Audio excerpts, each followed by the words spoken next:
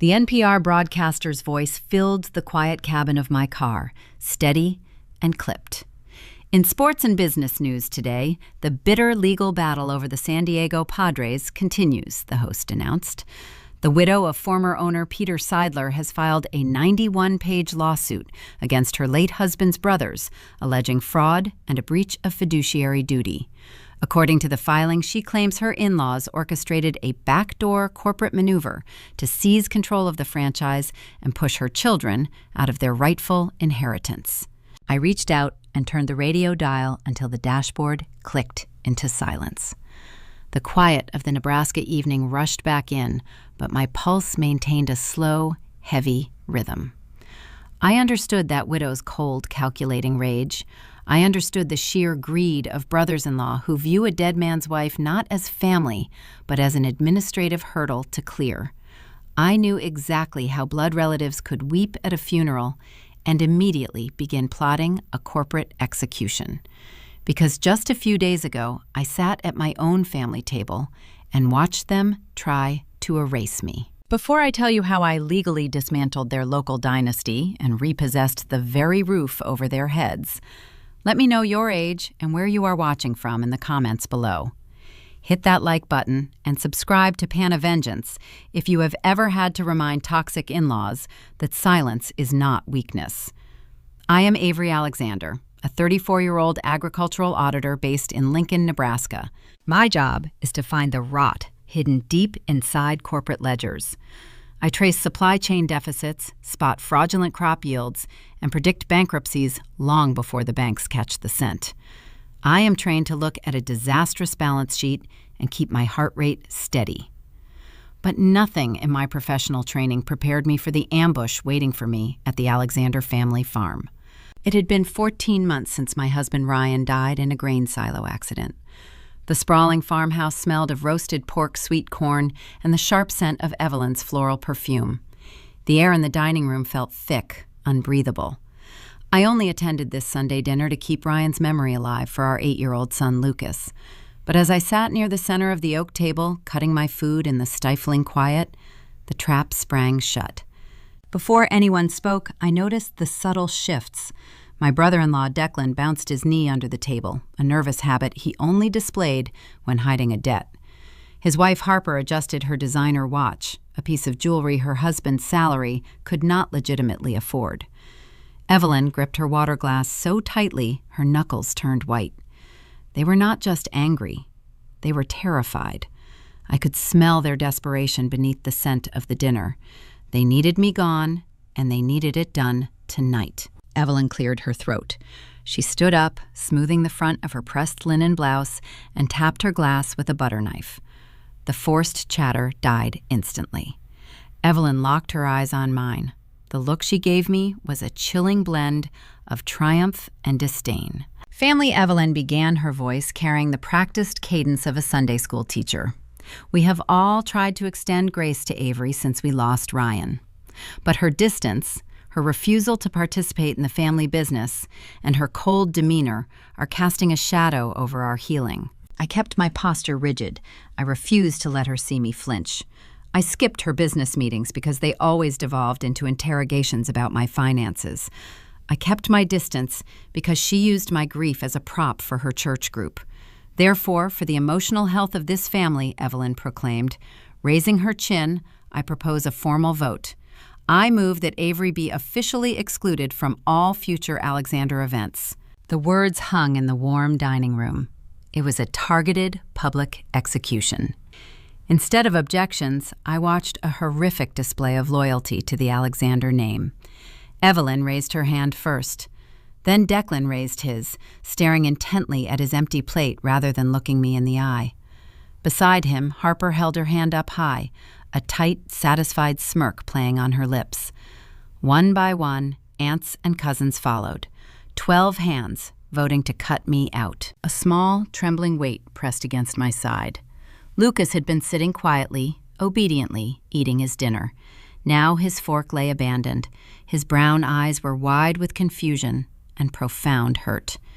He did not understand the intricate politics of rural Nebraska dynasties, but he understood exactly what an entire room of people raising their hands against his mother meant.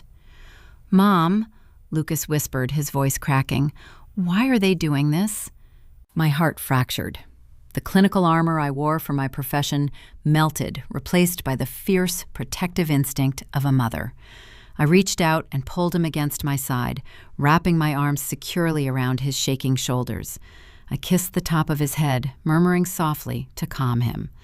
The sound of a grieving child crying should have invoked basic human compassion. It should have shamed them. Instead, Evelyn narrowed her eyes. "Lucas, stop that crying," she snapped. "We are handling adult business." A physiological shift happened inside my body. The rational, patient part of my brain shut down. The grace I had extended to this family evaporated. They wanted to push me to see how much abuse I would absorb to maintain the illusion of harmony. They thought my refusal to engage in screaming matches meant I was defenseless. They were wrong. I stopped comforting Lucas for a brief second and slowly lifted my head to look directly at Evelyn. The game of being the polite, accommodating widow was officially over. I pushed my chair back. The heavy wooden legs scraped against the floorboards with a loud, grating sound. I stood up slowly, towering over the seated family members who had just eagerly voted for my exile. I reached down and took Lucas by his small hand, pulling him gently away from the table. "We are leaving," I told him softly, making sure my voice carried across the silent room. "And from this moment on, you will never have to sit at a table where you are not entirely respected." I did not wait for a response. I did not look back at the 12 raised hands. We walked down the hallway, pushed open the heavy front door, and stepped out into the crisp Nebraska evening air. The freezing wind hit my face. It felt like walking out of a suffocating tomb into pure oxygen. I walked Lucas to my car, parked at the edge of the sprawling gravel driveway. I opened the rear door and made sure he was securely buckled in. His small hands gripped his seatbelt tightly. "Are we really never going back there, Mom?" he asked, his voice shaking slightly in the cool air. "Never," I promised him, leaning in to kiss his forehead. "I will never let anyone speak to you like that again. You and I are a team. We do not need their permission to be happy, and we certainly do not need their table to eat." He nodded, a small sigh of relief escaping his lips as he sank back into the seat. The drive back to our home in Lincoln offered a dark, quiet stretch of highway. I kept the radio off, letting the rhythmic hum of the tires on the asphalt ground my racing thoughts. Lucas fell asleep against the cold window, exhausted by the emotional toll. I gripped the steering wheel, calculating my next move. The lingering grief that had anchored me to the Alexander family had been burned away, replaced by the razor-sharp mindset of an auditor. My phone screen illuminated the dark cabin. A text message from Declan flashed across the dashboard display. "Leave the keys to Ryan's Ford in the mailbox tonight. It belongs to the family business. We are picking it up tomorrow." I stared at the glowing words. The vintage truck title was solely in my name, paid for with my own money years ago. Declan assumed my silence meant surrender. He thought he could bully me out of an asset. He had no idea that I already owned the pink slip, nor did he know about the secret Ryan had taped deep beneath the steering column before he died. I did not type a response. I let the digital silence speak for itself. The trial was over. The audit had just begun. Family battles over 7 million inheritance. This news clip covers a real-life inheritance battle that tore a family apart, illustrating just how far relatives will go when money and estates are on the line. I carried a sleeping Lucas from the back seat of my sedan into our quiet house in Lincoln. The familiar scent of lemon polish and clean laundry grounded me the moment we crossed the threshold. I laid him gently on his mattress, pulling the quilt up to his chin. He let out a soft sigh, turning his face into his pillow. I stood in the doorway, watching his chest rise and fall. He looked so much like his father in the dim light. Closing my eyes, the memory of 14 months ago rushed back with suffocating clarity. The scent of roasted pork from Evelyn's dining room faded, replaced by the metallic tang of blood and the choking dust of raw grain.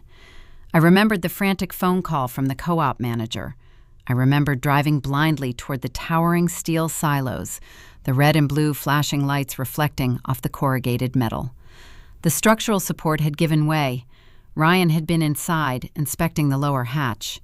They told me it was quick. They told me he did not suffer. But the ringing in my ears from that afternoon had never truly faded. Ryan had been the buffer between me and his family. With him gone, the thin veneer of civility they maintained had eroded into raw, open hostility. I brushed a stray curl from Lucas' forehead and closed his bedroom door. The next morning arrived with a pale gray light filtering through the kitchen blinds. I poured a cup of black coffee, the bitter warmth steadying my hands, and walked toward the bay window facing the driveway. I stopped mid-step. The rectangular patch of concrete where Ryan's vintage Ford pickup usually sat was empty. Only a dark, fresh grease stain remained, glistening slightly in the morning frost. My pulse ticked up a fraction. The panic is a useless emotion. Panic makes you sloppy. I set my coffee mug on the counter with a quiet clink and walked down the hall to my home office. I booted up the security system, pulling the timeline back to the early hours of the morning. The grainy black and white footage flickered to life on my monitor. At 2:14 in the morning, a heavy-duty tow truck backed down my quiet suburban street. A figure climbed out of the cab. Even through the distorted night vision lens, I recognized Declan's hunched posture and the specific, uneven gait he had carried since tearing his meniscus in high school. He moved quickly, casting nervous glances at my dark windows. He hooked the winch to the front axle of Ryan's truck, dragged it onto the flatbed, and drove away into the night. He had stolen it. Declan had crossed county lines, trespassed onto my property, and removed a vehicle out from under my nose. A weaker woman might have dialed the police immediately reporting Grand Theft Auto. I simply paused the video, capturing a clear frame of Declan's license plate. I did not care about the physical truck. The worn leather seats and the rusted quarter panels held no sentimental value to me anymore. What Declan did not realize was that he had just inadvertently stolen a vault. Months before the accident, Ryan had grown increasingly paranoid about the farm ledgers. He kept telling me the numbers at the grain elevator were not adding up. One evening, he took a roll of black electrical tape and secured a tiny brass key deep inside the steering column of that Ford. He told me it belonged to a lockbox at the downtown depository. He said if anything ever happened, the truth was in that box. Declan thought he was taking a piece of family history to sell for quick cash. He had no idea he was towing away the exact instrument of his own ruin. I needed that truck back, and the clock was now ticking. If Declan managed to pawn the vehicle or scrap it for parts, the key would be lost forever. I showered, dressed in a charcoal gray blazer, and drove to my auditing firm downtown. I needed to leverage my professional resources to locate the vehicle without tipping my hand. The moment I stepped off the elevator onto the 4th floor, the receptionist gave me a tight, uncomfortable smile. Her eyes darted toward the corner office. "Gregory wants to see you right away, Avery." Gregory Thorne was a senior partner. He was a pragmatic, no-nonsense man who valued discretion above all else. When I walked into his office, he was rubbing his temples, staring at the flashing red indicator on his desk phone. "Close the door, Avery," Gregory said, his voice flat. I shut the heavy glass door, sealing out the hum of the trading floor. I received a very troubling voicemail this morning. Gregory continued leaning back in his leather chair. It came through the general inquiry line before business hours. The caller identified herself as Evelyn Alexander. My stomach tightened, but I kept my face an unreadable mask. What did she say? Gregory pressed a button on his speakerphone. Evelyn's voice filled the room. She did not sound like the polished matriarch from Sunday dinner.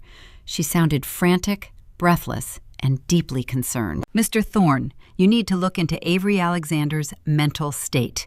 Evelyn's recorded voice trembled with practiced theatricality. "Since my son died, she has become highly unstable. She is hoarding his assets, refusing to let his family see his belongings, and she is exhibiting severe paranoid delusions. I am calling because I fear for the integrity of your firm. A woman in her condition should not be handling sensitive financial audits. She needs a psychological evaluation, not a desk. The recording ended with a sharp click. The silence in the office felt heavy. Evelyn was not just trying to take my husband's truck or banish me from family dinners. She was actively trying to destroy my livelihood. She knew that in the world of financial auditing, reputation is the only currency that matters. If a firm suspects an auditor is mentally compromised, they pull their credentials. Evelyn wanted me broke, unemployed, and desperate. Gregory studied my face, waiting for a reaction. I did not offer tears or defensive anger. "I apologize for the interruption to your morning, Gregory," I said, keeping my tone perfectly even. "My husband's family is currently experiencing a difficult transition regarding his estate. They are attempting to exert leverage by attacking my professional standing. The claims are entirely fabricated." Gregory let out a long sigh. "I know your work, Avery. You caught the discrepancy in the Henderson account last month that saved us $500,000. I do not care about rural family drama. But this firm cannot afford liability. Keep your personal affairs away from our switchboard. If she calls again, I will have legal draft a harassment notice." "Understood," I replied. I walked out of his office, the adrenaline settling into a cold, hard resolve. Evelyn thought she was playing a game of social chess. She thought a few tearful phone calls would make me shrink into submission. Sitting at my desk, I pulled up the Nebraska Department of Motor Vehicles database. I bypassed the standard channels using the credentialed access my firm maintained for asset verification. I typed in the vehicle identification number for Ryan's Ford. The registration populated on the screen. Owner, Avery Alexander. Declan was desperate for cash. That much was obvious from his knee bouncing under the dining table the night before. He would not keep the truck as a trophy. He would try to liquidate it today. He would take it to a pawnbroker or an independent dealership, hoping to forge Ryan's signature on an old, misplaced title. I picked up my phone and dialed the local sheriff's civil records department. A deputy answered on the second ring. "Good morning. I am calling to place an administrative freeze on a vehicle title," I said, typing rapidly as I spoke. "The vehicle is registered solely in my name. I have reason to believe an unauthorized party is attempting a fraudulent transfer of ownership. I need a hard flag placed on the VIN across all state dealership registries immediately." The deputy took down my information, processing the request within minutes. It was a quiet, invisible, bureaucratic wall. I did not file a police report for theft. I did not send officers to Declan's house to arrest him. Doing so would tip my hand and allow Evelyn to play the victim of a vindictive daughter-in-law. Instead, I set a trap. When Declan tried to sell that truck, the system would lock him out. The dealership would reject him, and he would be left stranded with a stolen vehicle he could neither sell nor legally possess. The truck and the hidden key were temporarily safe in his frustrating custody. I hung up the phone and opened my encrypted files. It was time to retrieve that lockbox. I needed to know exactly what Ryan had found in the farm ledgers before he died. I needed to know why his family was so terrified of me. And as I stared at the blinking cursor on my monitor, my phone buzzed with an incoming email notification.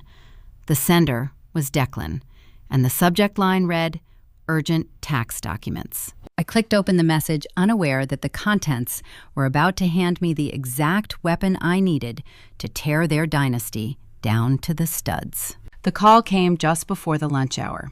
The manager at a small independent used auto lot in South Lincoln sounded irritated on the other end of the line. Declan had tried to pawn the vintage Ford for a fraction of its market value. The administrative freeze I enacted that morning worked flawlessly. When the dealer ran the vehicle identification number through the state database, the system flagged a hard hold on the title. The dealer informed Declan he could not accept the trade and threatened to call local law enforcement. Declan panicked, threw a tantrum in the lobby, abandoned the truck in the visitor parking spaces, and walked away on foot. I ordered a rideshare to the dusty lot. The Nebraska midday sun glared off the faded blue hood of the pickup. Opening the heavy steel door, the interior heat rushed out, carrying the scent of stale black coffee and worn leather. It was an olfactory ghost of my late husband. I did not allow the grief to cloud my focus. I reached deep under the steering column, my fingers blindly tracing the cold metal wiring and plastic housing until I felt the rough, unmistakable edge of black electrical tape. I peeled the adhesive back. A small, heavy brass key dropped into my palm, cool to the touch. I drove my own sedan straight to the First National Depository in the downtown financial district. The bank vault was a study in temperature-controlled silence. The attendant verified my identification, with silent efficiency guided me through a wall of brushed steel doors and left me alone in a private viewing room with 0 windows. The brass key slid into the narrow lock with a satisfying, precise click.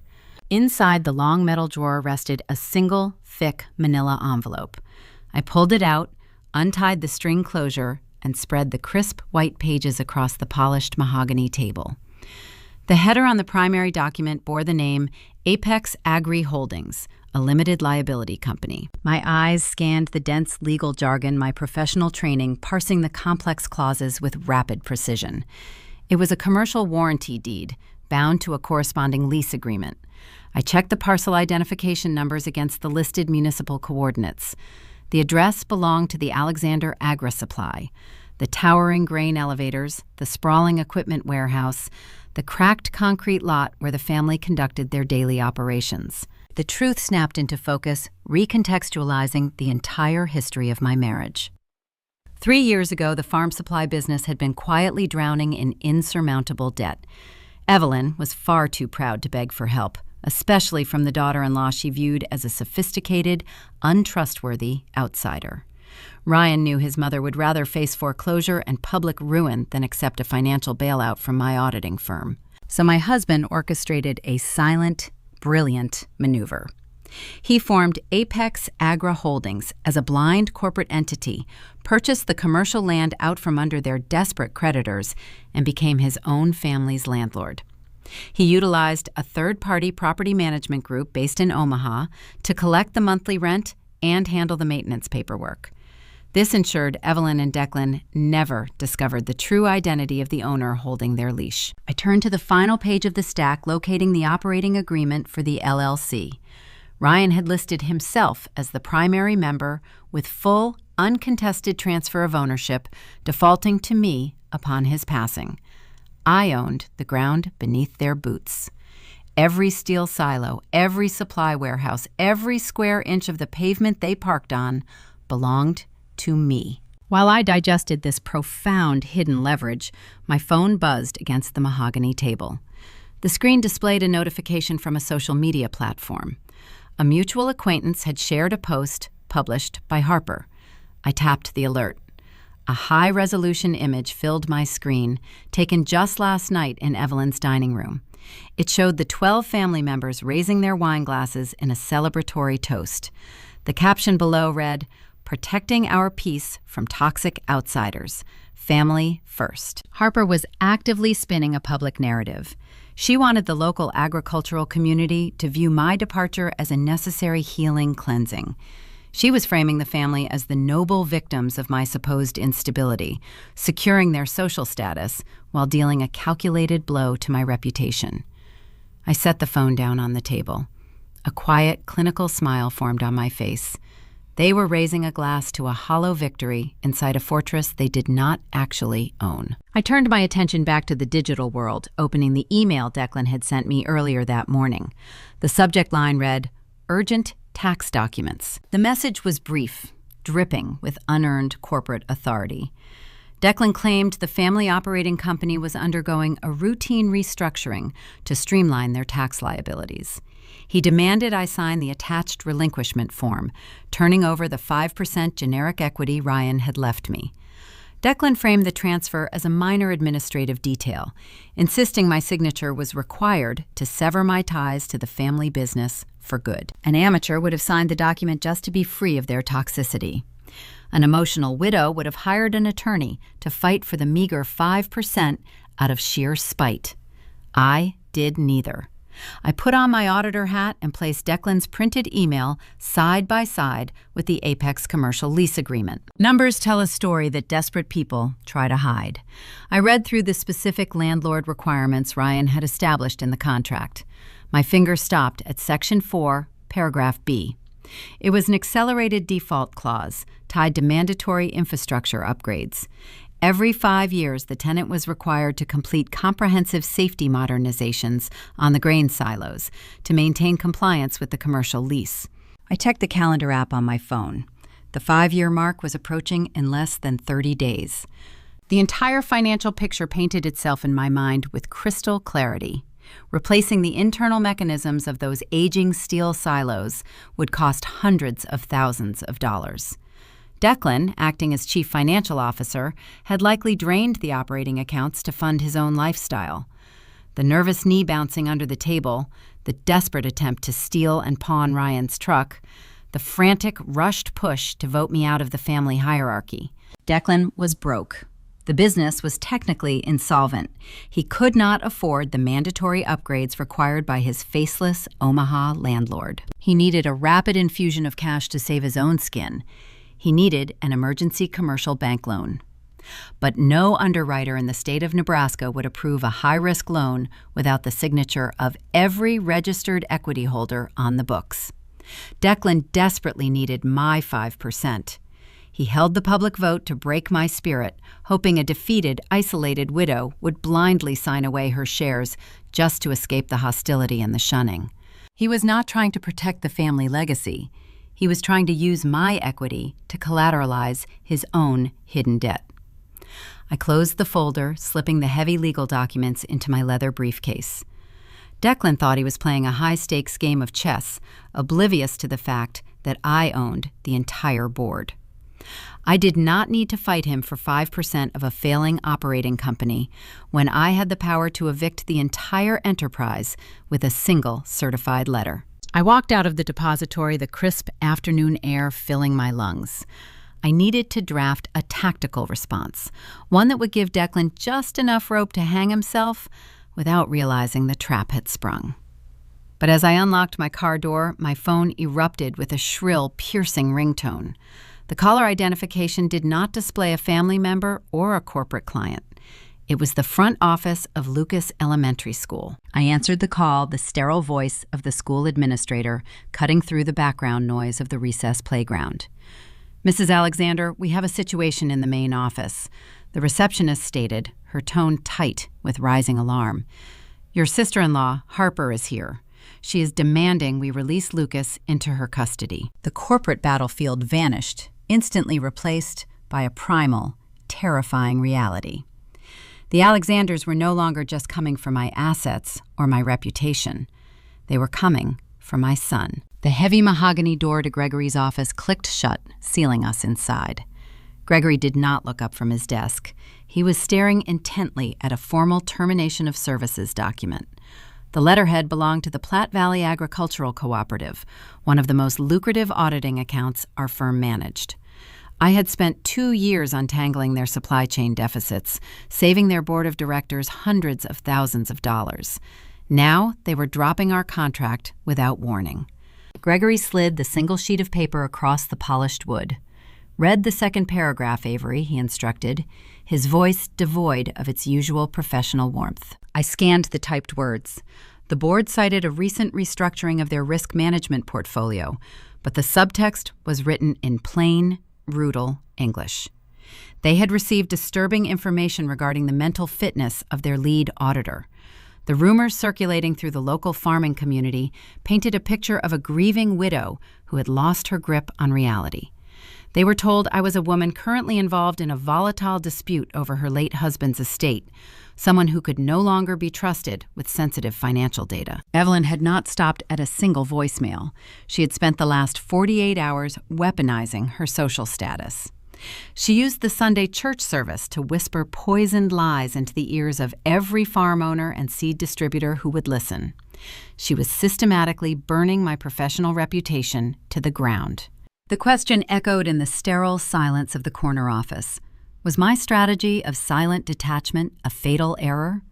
By refusing to engage in her screaming matches at the farmhouse, I had allowed Evelyn to control the public narrative. Her smear campaign was drawing real blood. Gregory steepled his fingers, waiting for an explanation. I did not offer excuses. I simply nodded, calculating the exact dollar amount Evelyn had just cost my firm. I will reassign my remaining accounts to the junior partners until this personal matter is resolved, I stated evenly. I turned toward the door, feeling the heavy weight of the professional blow. My career, the foundation of my independence, was beginning to fracture. Before my hand could touch the brass doorknob, my cell phone vibrated in my blazer pocket. The caller identification displayed the main office of Lucas Elementary School. I answered, expecting a routine question about a permission slip. Instead, the sterile voice of the school secretary cut through the static, her tone tight with rising alarm. Mrs. Alexander, we have a situation in the front lobby. Your sister-in-law, Harper, is here. She is demanding we release Lucas into her custody. She told the administration that you are indisposed due to a sudden medical emergency and cannot be reached. The corporate battlefield vanished. The abstract threat to my career was instantly replaced by a visceral, terrifying reality. The Alexanders were no longer just coming for my assets or my reputation. They were targeting my son. Tell your security staff to keep Lucas in his classroom, I instructed, my voice dropping to a lethal, quiet register. Do not let her pass the reception desk. I am 5 minutes away. I walked out of the auditing firm, my vision narrowing to a tunnel. The drive across Lincoln was a blur of asphalt and traffic lights. I navigated the streets with mechanical precision, the lingering grief from Ryan's death hardening into a cold, unbreakable armor. They had crossed the final boundary. I pulled into the elementary school parking lot, the tires of my sedan crunching sharply against the loose gravel. Harper was standing near the glass entrance doors, arguing with the uniformed school resource officer. She wore a pristine white tennis skirt and oversized sunglasses, projecting the image of a wealthy, concerned aunt. But as I approached the concrete walkway, I saw the frantic, erratic energy radiating from her posture. She was tapping her designer purse against her thigh, her jaw clenched tight. Avery Harper called out, feigning a tone of exaggerated relief as I stepped onto the curb. Thank goodness you are here. I told the staff you were having one of your episodes and needed me to take the boy. They are being incredibly difficult. I did not raise my voice. I did not feed the public spectacle she was desperately trying to create. I stepped directly into her personal space, forcing her to take a step backward. What are you doing here, Harper? I asked, my tone as flat and reflective as a frozen lake. Her fake smile faltered. She crossed her arms, adopting a sneer that twisted her manicured features. We are looking out for Ryan's boy, she hissed, dropping the concerned aunt facade. You are unstable, Avery. You do not belong in our family anymore. Declan and Evelyn agree that Lucas needs a stable environment, not a mother who locks herself away and refuses to cooperate. I looked at this woman, a woman whose entire social standing was funded by a failing grain elevator. She was attempting to kidnap my child from his school to use him as a pawn in a financial dispute she did not even fully comprehend. I turned my attention to the school resource officer standing just a few feet away. Officer, I said, smoothly maintaining eye contact with Harper. This woman is not on the emergency contact list. She has attempted to fraudulently remove a minor from school grounds by fabricating a medical emergency. I want her permanently banned from these premises. Harper's mouth dropped open. You cannot do that, she sputtered, her face flushing an angry mottled red. We are his blood. I stepped closer, my voice dropping to a whisper meant only for her. You are nothing to him.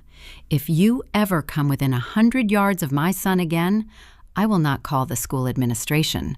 I will call the police, and I will press charges for attempted kidnapping.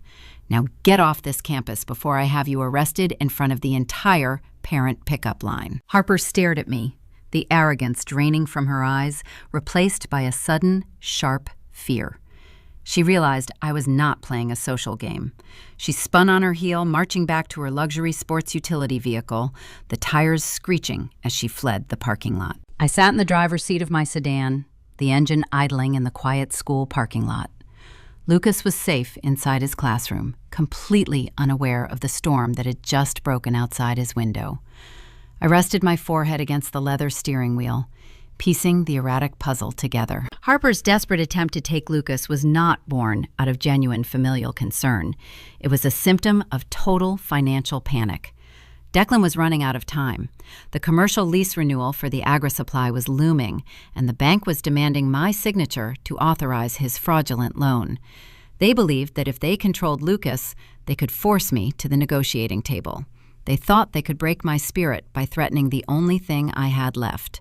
It was time to go on the offensive. I pulled my phone from my pocket and dialed the direct line of my corporate attorney, Victoria. She was a ruthless, meticulous litigator who handled high-stakes corporate acquisitions, a woman who viewed legal disputes as blood sport. Victoria answered on the first ring. "I need a formal cease and desist drafted immediately," I instructed, staring at the empty concrete walkway where Harper had stood moments ago. I want it addressed to Evelyn Declan and Harper Alexander. Cite harassment, defamation of professional character, and the attempted unauthorized removal of a minor from a designated safe zone. Victoria did not ask for the emotional details. She simply confirmed the request. "Do you want me to file it with the local courts?" she asked. "Yes," I replied. "But send the physical copies to the farmhouse via certified mail. I want them to sign for it. I want them to know exactly who is holding the pen." I ended the call, but my work was not finished. The cease and desist was merely a distraction, a bright, loud legal flare designed to keep their attention focused on a family dispute. While they panicked over the boundary letter, I would dismantle the foundation of their wealth. I opened my secure auditing software on my encrypted tablet. Using the landlord access granted by Ryan's blind corporate entity Apex Agri Holdings, I bypassed the standard public ledgers. I initiated a covert forensic sweep of the Alexander Agri-Supply routing numbers. The software began to pull months of transaction histories, vendor invoices, and payroll distributions. I watched the progress bar inch forward on the glowing screen, the digital numbers decoding the truth behind Declan's frantic behavior. The family believed their desperation was a closely guarded secret. They had no idea I was currently downloading the exact coordinates of their impending ruin. When the audit finished compiling, the final destination of their stolen money would be laid bare. I placed the car in gear and pulled out of the school parking lot, ready to read the ledger of their sins. The heavy stained glass doors of the local Methodist congregation swung inward, welcoming a wash of pale Sunday morning light into the foyer. I held Lucas by the hand, smoothing the collar of his navy blue button-down shirt. Stepping onto the worn maroon carpet, the familiar low hum of pre-service chatter greeted us. Yet the moment my black heels clicked against the floorboards, that ambient noise fractured. The quiet spread outward in a rapid, undeniable ripple. Evelyn's smear campaign had taken root deep within the soil of this community. I watched the physical manifestation of her gossip ripple through the crowd. Women who had once brought casseroles to my porch after Ryan passed away now suddenly found the hymn books in their hands fascinating. Men who had worked alongside my husband in the fields shifted their weight and turned their backs, forming an impenetrable wall of broad shoulders. I did not lower my gaze. I walked down the center aisle with the measured, even pace of a woman who owed no one an apology. Lucas squeezed my fingers, his small frame instinctively shrinking away from the coldness radiating from the pews. I squeezed back, offering a silent anchor. We slid into an empty bench near the middle of the sanctuary. Moments later, the pastor took the pulpit. He was an older man with silver hair and a practiced, gentle cadence. As he arranged his notes, his eyes scanned the congregation and stopped on me. The look he offered was not one of spiritual comfort. It was a patronizing, pitying stare, the kind reserved for a lost lamb who had strayed too far from the flock. He cleared his throat and announced the sermon topic would focus on family duty, honoring the matriarchs of our community and the virtue of submitting to familial wisdom. The subtext was deafening. Evelyn had not just poisoned the well, she had recruited the pastor to deliver a targeted lecture disguised as a homily. I sat perfectly upright, my spine rigid against the hard wooden pew. I became a stone monument, absorbing the silent judgment of 200 rural Nebraskans. My husband Ryan used to hate wearing stiff collars on Sunday mornings, doing so only to appease his mother's obsession with maintaining a flawless public image. He despised the hypocrisy of these gatherings. Sitting in the icy chill of their coordinated shunning, I understood his resentment better than ever. When the service concluded, the dismissal felt like a coordinated retreat. The congregation parted around us like water flowing around a boulder. No one offered a handshake. No one asked how Lucas was doing in school. I guided my son out into the bright, crisp daylight, helping him into the back seat of my sedan. I assured him we were going to get pancakes for lunch, rewarding his bravery before making a necessary detour. I navigated the car down the 2-lane highway leading toward the edge of town where the Alexander Agri Supply dominated the flat horizon. I needed to maintain my cover. Dropping in for a routine equity review would justify my presence on the property and keep Declan convinced I was still playing the role of the tedious, detail-oriented widow holding on to her meager 5% share. Pulling onto the cracked concrete lot of the supply depot, the sheer scale of the operation loomed overhead. 6 towering galvanized steel silos stood against the pale blue sky. However, the closer I parked, the more the illusion of their generational wealth fractured. Rust climbed the sides of the loading bays. Weeds pushed through the neglected pavement. The business was starving. I stepped out of the car, instructing Lucas to play a game on his tablet while I ran inside the main office. The wind whipped across the open plains, carrying a sound that stopped me dead in my tracks. It was a high-pitched, grinding, mechanical whine. The noise emanated from the primary grain elevator shaft. It was the distinct, agonizing screech of metal wearing against metal, a symptom of failing bearings and extreme structural stress. My chest tightened. I knew that sound. It was the exact auditory warning of neglected infrastructure that had preceded the silo collapse 14 months ago. The tragedy that took Ryan's life had not been a freak accident. It had been the direct result of deferred maintenance. Declan was ignoring the exact same safety hazards that had killed his own brother. The realization crystallized my resolve into something sharp and lethal. He was saving pennies on repairs while risking the lives of his workers to fund his hidden debts. I pushed open the glass door to the main administrative building. The reception desk sat empty, covered in unorganized shipping manifests. Declan emerged from the back hallway, wiping sweat from his forehead with the back of his sleeve. He wore an ill-fitting suit from church, his tie already loosened, projecting the frantic energy of a man trying to plug holes in a sinking ship. Avery Declan barked, stopping in his tracks. "What are you doing here on a Sunday?" I pulled a leather-bound notebook from my purse, adopting my most clinical, annoying auditor persona. "I am here to conduct a preliminary equity review," I stated smoothly.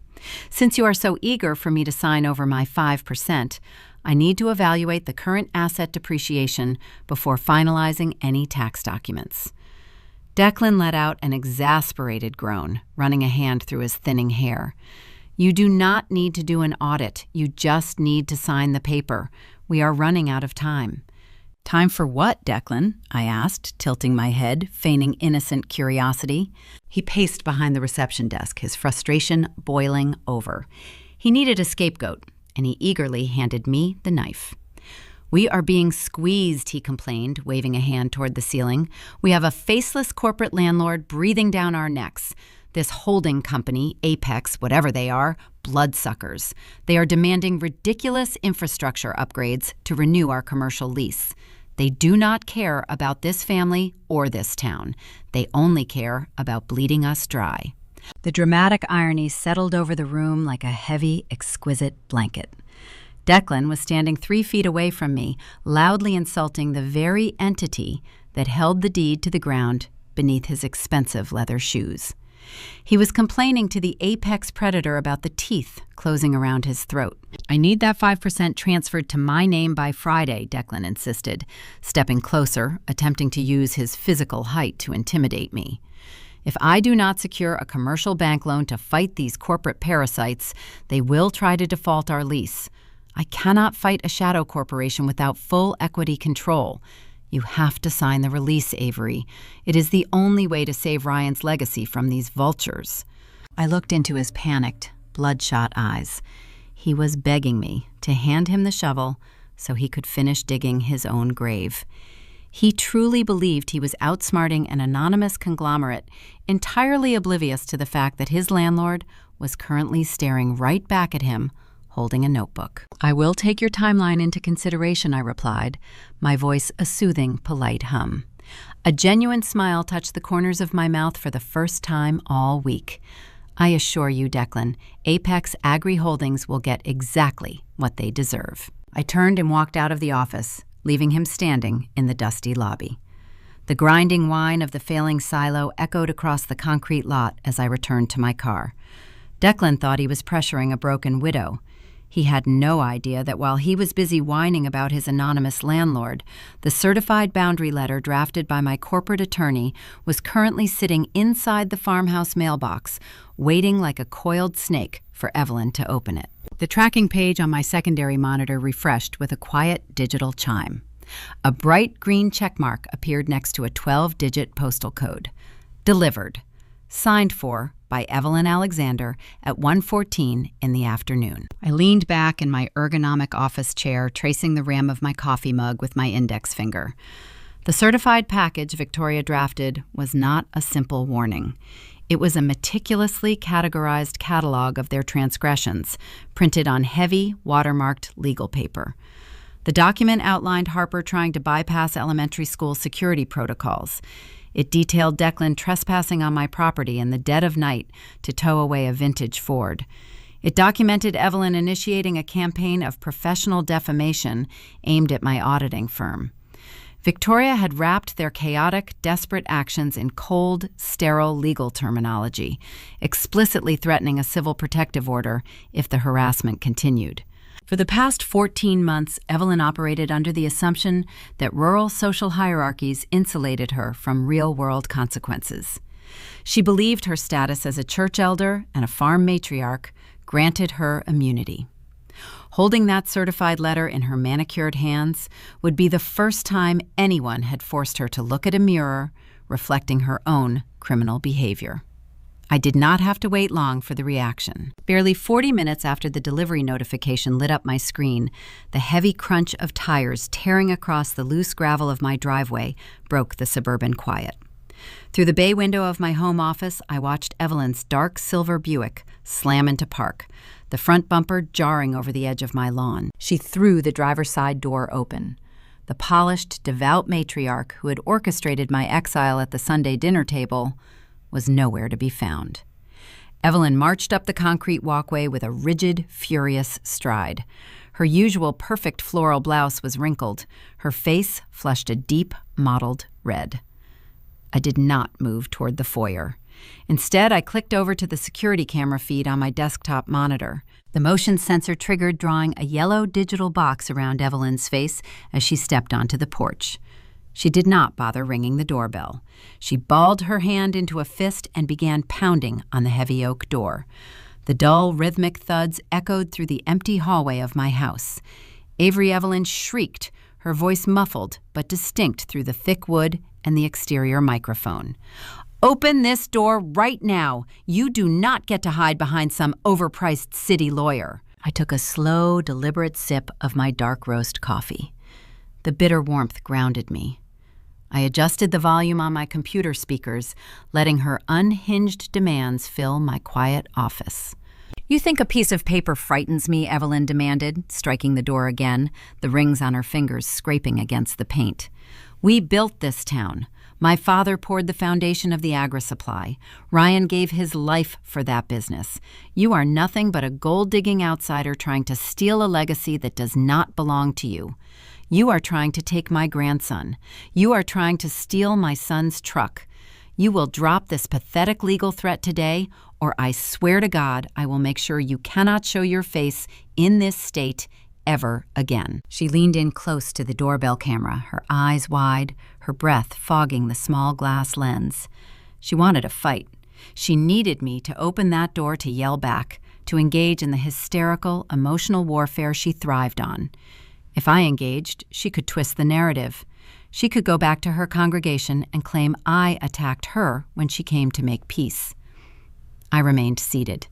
I let the recording indicator blink a steady, bright red. Every second of her tirade was being saved to a secure cloud server. She was actively verifying every single claim Victoria had outlined in the cease and desist. She was providing undeniable, time-stamped proof of her hostility. A minute passed. Then 2. The heavy silence of my house pressed back against her shouting. A neighbor walking a golden retriever across the street stopped on the sidewalk, staring openly at the older woman screaming at a piece of painted wood. Evelyn noticed the audience. The sudden realization of her own public spectacle pierced through her rage. She stiffened, smoothing her wrinkled blouse with trembling hands. She shot one final venomous glare into the camera lens, turned on her heel, and marched back to her Buick. The tires spun out on the gravel as she sped away, leaving behind a profound, victorious quiet. I downloaded the footage, labeled the file with the date and time, and forwarded it directly to Victoria. Another data point for the ledger. The afternoon faded into evening. I picked Lucas up from his after-school program, cooked dinner, and helped him through his math homework. We maintained a peaceful, structured routine, entirely insulated from the panic I knew was tearing through the farmhouse miles away. Once Lucas was asleep, I retreated to my office, preparing to dive back into the covert forensic audit of the AgriSupply routing numbers. Before I could unlock my encrypted tablet, my cell phone chimed. A new text message appeared on the screen. The sender was Declan. I opened the thread, expecting another aggressive demand for the vintage truck keys or a threat mirroring his mother's doorstep meltdown. Instead, the tone of the message caused a cold, calculating smile to touch my lips. "Avery, I hope you are having a peaceful evening," the message began. "I know emotions are running high right now. Mom is just hurting, and she did not mean to overstep today. We are all dealing with the generational trauma of losing Ryan. Sending a lawyer was a strong boundary, and I respect your need for a safe space. But we really need to heal this rift for Lucas' sake. Why don't you come out to the farmhouse this Saturday morning? We can hold a family mediation, clear the air, and just sort out the final tax paperwork for the business. No pressure. Let us just talk." The pivot was breathtaking. Declan was playing the good cop. He had clearly watched his mother return to the farm empty-handed and realized that overt hostility was failing. Evelyn's screaming had yielded 0 results. So Declan reached into his arsenal of progressive therapy buzzwords, attempting to mask his desperation behind the guise of emotional healing. He used phrases like safe space and generational trauma to disarm me, pretending he cared about my boundaries. Yet tucked neatly at the end of his sensitive invitation was the true objective: sort out the final tax paperwork. He still needed my signature on the equity transfer. The commercial lease deadline for the grain silos was closing in, his fraudulent bank loan was stalled, and he was running out of time. Reading the subtext of his message, I realized exactly how Declan viewed the chessboard. He thought the cease and desist letter was my final play. He believed I had exhausted my resources by hiring a lawyer to tell them to stay away. In his arrogant mind, I was an exhausted, frightened widow trying to build a legal shield because I had no sword. He thought an invitation to mediate was a lifeline I would eagerly grab just to end the conflict. Declan was underestimating me to a fatal degree. He wanted me to walk back into the dining room where they had banished me, expecting me to hand over the keys to his financial salvation. He had no idea I was about to use his false truce as the perfect cover to dig deeper into the rot he was hiding. I stared at the glowing pixels of the text message, analyzing the pathetic transparency of the trap. Declan wanted to pacify me. He needed my demeanor docile and cooperative for the upcoming weekend. In the realm of corporate strategy, handing your opponent exactly what they expect is the most effective way to blind them. They let their guard drop when they believe they have won. I typed a response, ensuring my syntax reflected the exhausted, defeated widow he believed me to be. Declan, it has been a very long week. I am tired of fighting. I will come to the farmhouse this Saturday at 10 in the morning. We can sit down, mediate the tension, and discuss the equity transfer paperwork. I just want peace. My thumb tapped the send icon. A quiet ping confirmed the delivery. I pictured the scene unfolding in the farmhouse kitchen miles away. Declan would read the message aloud to his mother. Evelyn would pour a glass of expensive wine, her chest swelling with unearned pride, certain her doorstep intimidation tactics had cracked my foundation. They would celebrate their brilliant psychological victory, leaving their flanks entirely exposed to the coming slaughter. With my enemies lulled into a false sense of security, I turned my attention to the encrypted tablet resting on my desk. The covert forensic sweep of the Alexander Agri-Supply routing numbers had finished compiling. A staggering volume of raw data sat organized in sterile columns and rows. I cracked my knuckles, letting the low hum of my computer tower anchor me, and dove into the ledger. Declan possessed the financial finesse of a desperate amateur. He used rudimentary masking techniques to hide his theft, funneling operational revenue through shell vendor accounts. I traced the outgoing wire transfers. Thousands of dollars designated for seed distribution and equipment repair had been rerouted. The destination codes belonged to offshore sports betting syndicates. He was hemorrhaging the family cash on digital poker tables and high-stakes athletic wagers. The theft did not stop at gambling. I followed a recurring monthly draft labeled as agricultural consulting fees. The routing number led straight to a luxury high-rise apartment complex in downtown Omaha. I cross-referenced the billing details using a secure property database. The lease was signed under a female name I did not recognize. Harper was currently sitting in the rural farmhouse pretending to be a wealthy rural aristocrat, entirely ignorant that her husband was financing a secret life with a mistress using stolen family funds. I compiled the evidence into a secure digital folder. The documentation was robust enough to secure a federal indictment for wire fraud. I had found the bullet required to put the Alexander dynasty in the ground. Yet as I scrolled through the final quarter of the previous fiscal year, a jarring anomaly caught my eye. Auditors develop a specific intuition for numbers that do not fit established patterns. My cursor hovered over a single line item buried deep within the operational expenses. It was a flat $15,000 cash withdrawal. The ledger categorized the expenditure under miscellaneous upgrades. Grain elevators do not purchase infrastructure upgrades in untraceable cash. Legitimate contractors demand certified checks or direct wire transfers. Cash is the currency of secrets. A sudden, sharp chill settled over my skin. The ambient temperature in my home office seemed to drop 10 degrees. I isolated the transaction, pulling the bank timestamp from the encrypted code. The funds cleared the Agri-Supply account on an overcast Tuesday in late October, 14 months ago. My pulse began a slow, heavy thud against my ribs, echoing in my ears. I ran the recipient routing number through a secure municipal database, bypassing the standard firewalls I used for state audits. The screen loaded slowly, rendering the registered account holder line by line. The account belonged to the personal checking profile of the county safety inspector. He was the exact official responsible for certifying the structural integrity of agricultural silos in our district.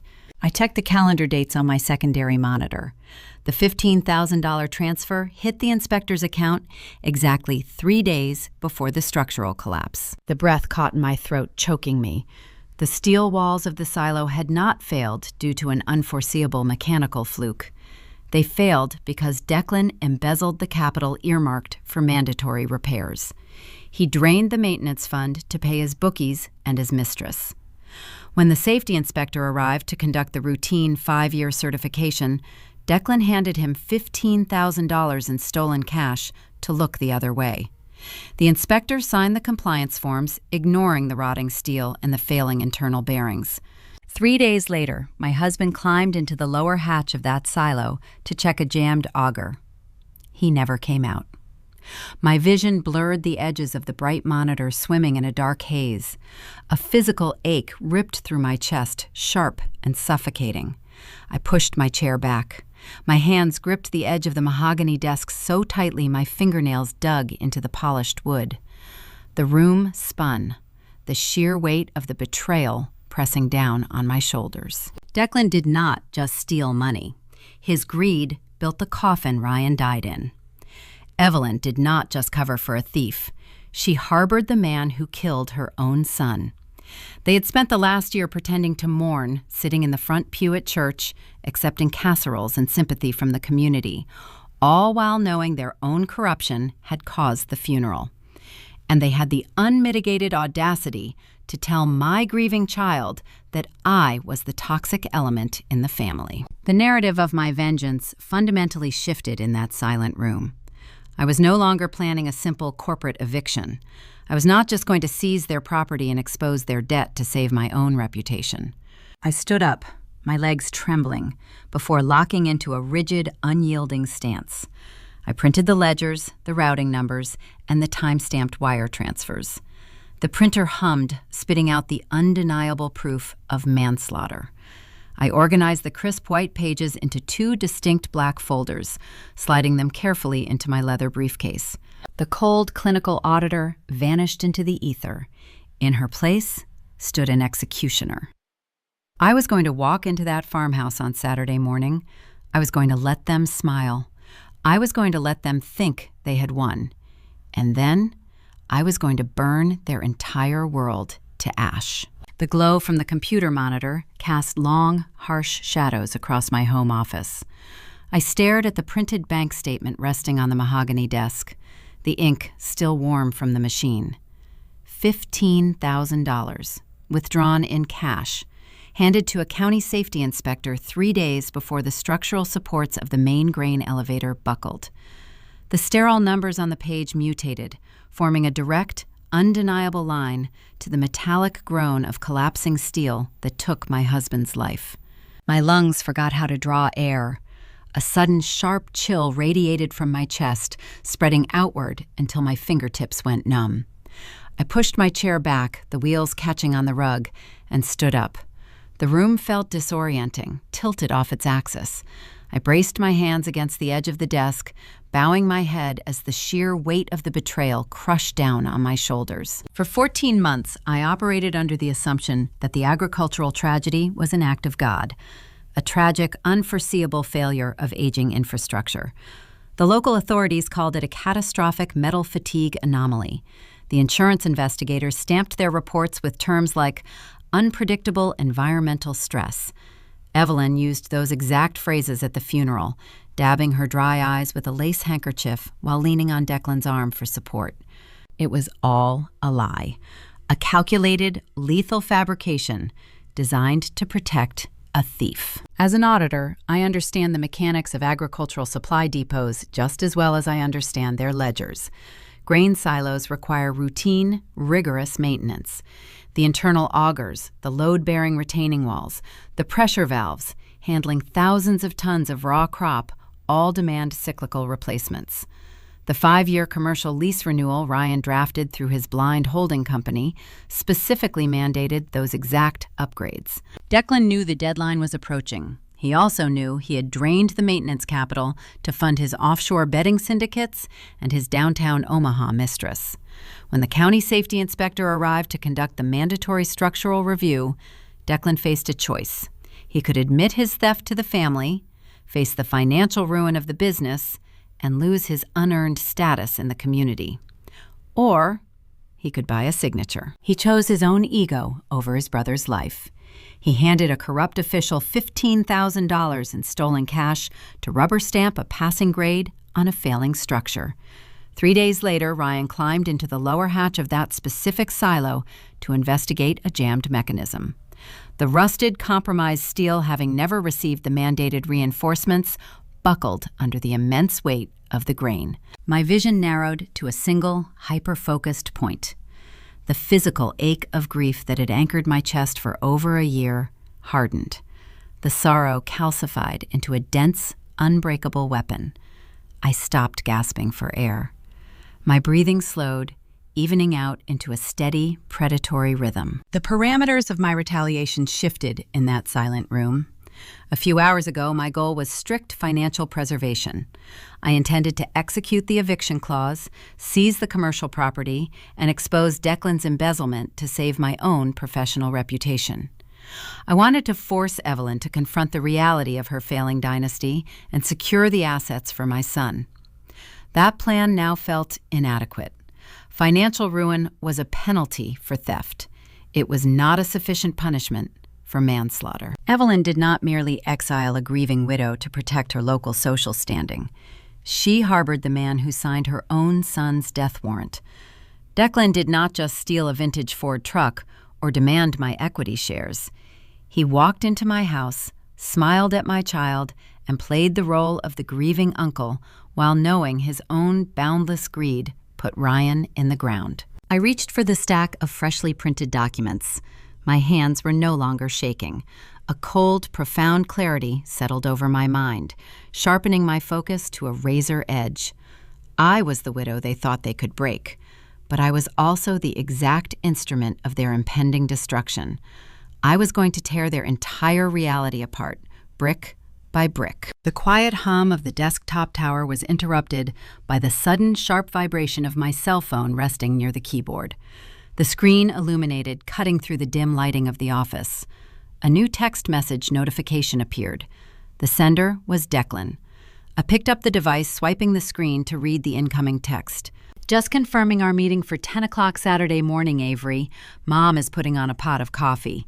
Looking forward to clearing the air and getting this paperwork finalized. See you soon.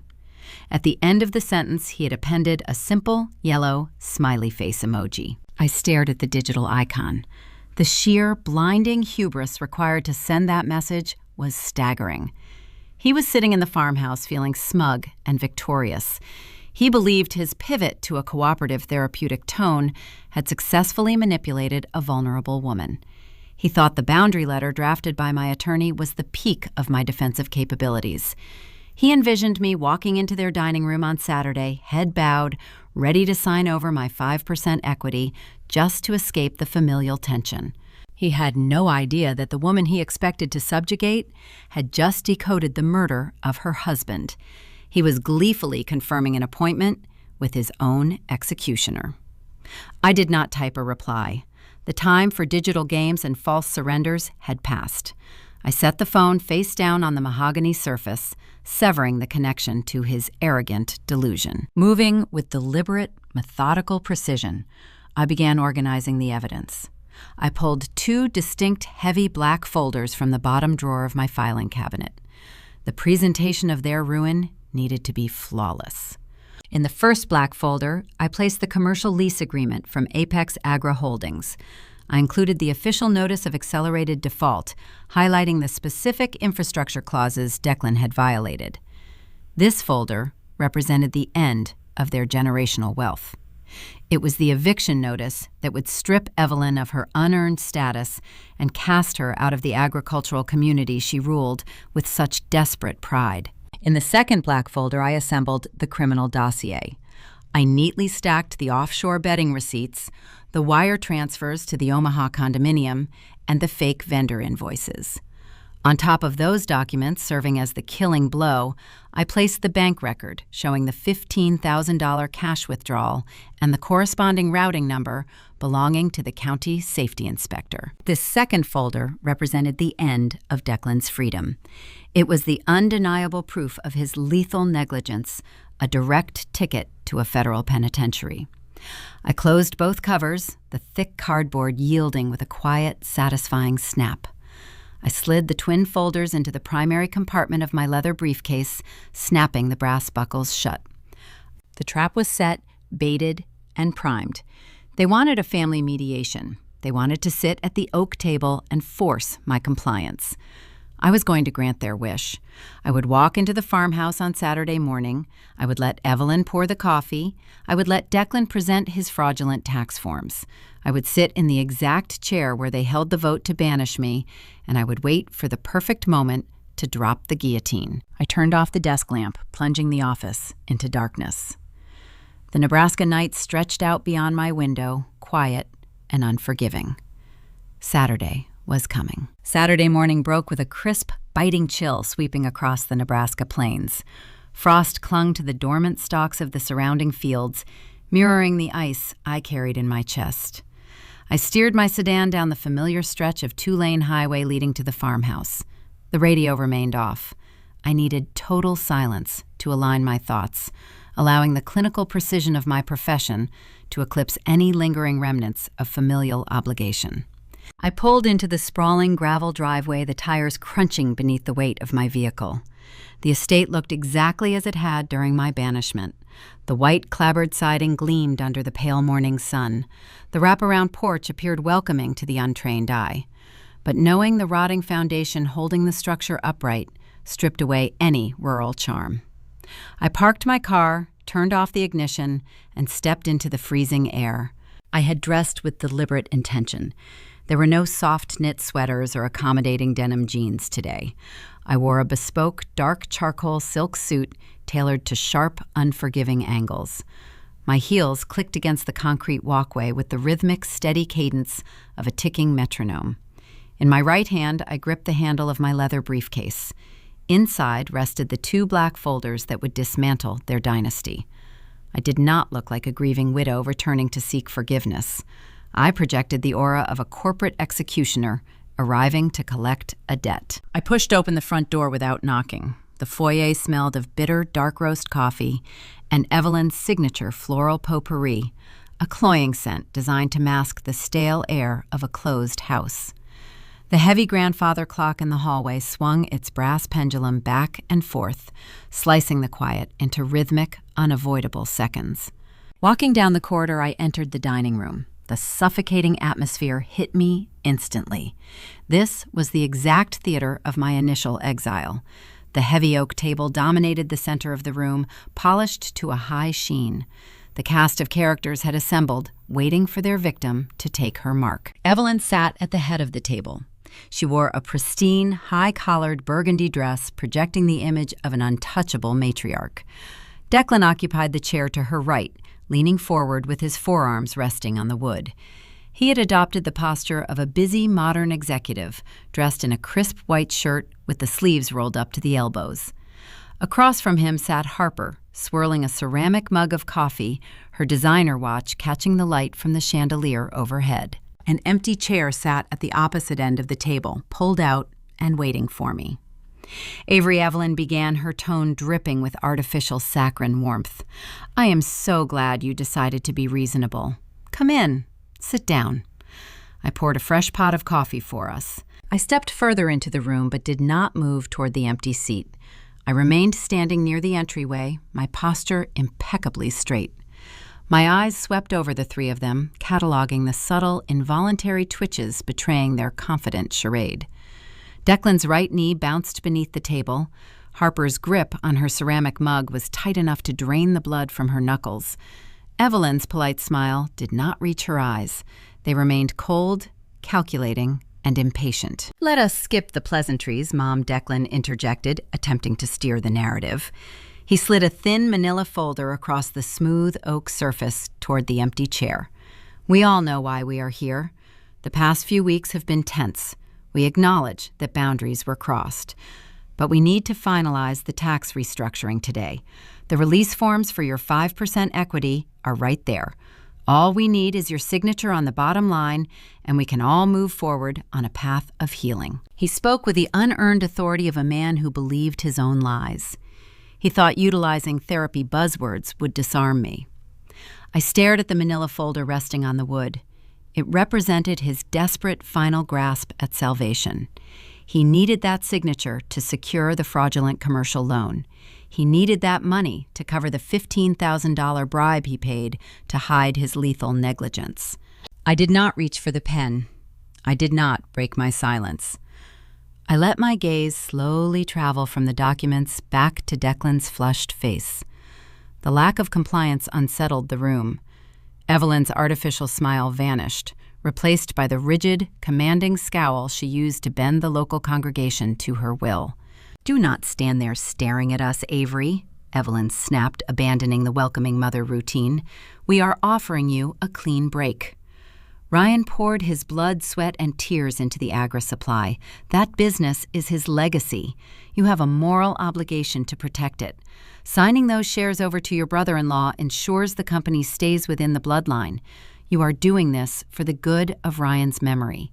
The sheer audacity required to weaponize my dead husband's legacy while harboring the man who engineered his demise was breathtaking. A profound, icy calm washed over my nervous system. They were handing me the rope, tying the knot, and placing it around their own necks. When I continued to stand in unbroken silence, Harper let out a harsh, theatrical scoff. She set her coffee mug down with a sharp clatter. "You are unbelievable," Harper sneered, her voice laced with venomous entitlement. "You drag a lawyer into family business, you threaten us with legal action, and you still walk in here acting like you own the place. You should be down on your knees feeling grateful we are even allowing you a seat at this table after your toxic behavior. We are giving you an out. Take it." Harper, having married into the family expecting a life of rural luxury, felt the financial strain more acutely than anyone. She needed this equity transfer to fund the illusion of her wealth. She had no idea her husband was already funding a luxury apartment in Omaha for another woman. I gripped the handle of my briefcase, my thumb resting against the brass latch. I did not defend myself. I did not demand an apology. I utilized the most terrifying weapon in any negotiation. I gave them nothing. Silence is a mirror. When you refuse to speak, arrogant people will scramble to fill the void, revealing their deepest insecurities in the process. I watched the confident posturing curdle into raw, nervous agitation. Declan cleared his throat, adjusting his collar, as if the room had suddenly grown 10 degrees hotter. Evelyn's eyes darted between me and the unsigned paperwork, a pulse of genuine panic throbbing at her temple. Harper shifted in her seat, crossing and uncrossing her legs, unable to withstand the oppressive weight of my unblinking stare. They expected a fight. They prepared for a tearful widow demanding concessions. They did not know how to handle a stone wall.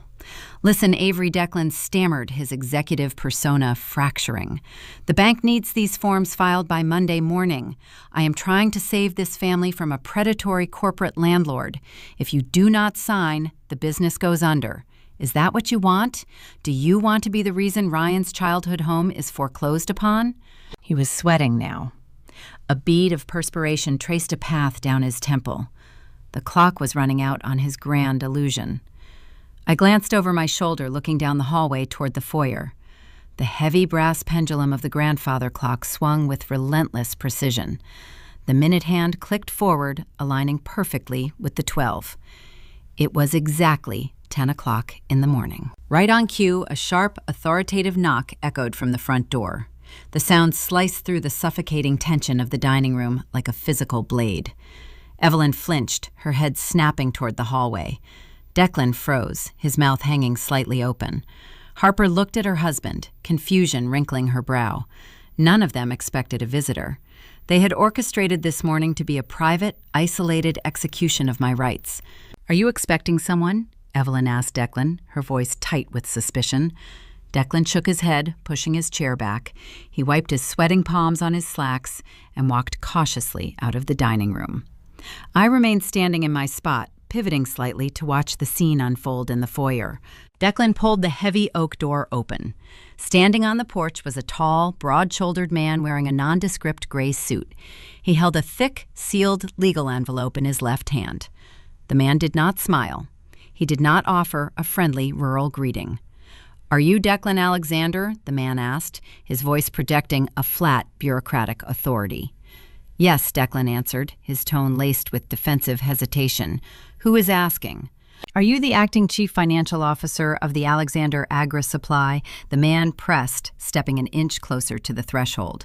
"I am," Declan confirmed, his chest puffing out slightly as he claimed the unearned title, still desperate to project power in front of his mother and wife. The man nodded once. He thrust the thick legal envelope forward, pressing it directly into Declan's chest. Declan instinctively brought his hands up, grasping the heavy parchment. "You have been served," the specialized process server announced. He turned on his heel, walked down the porch steps, and climbed into an unmarked sedan parked behind my vehicle. Declan stood in the open doorway, the cold Nebraska wind whipping around his rigid frame. He stared down at the imposing document in his hands. The return address printed in bold black ink across the top left corner read, Apex Agri Holdings. The trap had officially sprung. Declan stepped back into the dining room, the thick legal envelope clutched tightly in his hand.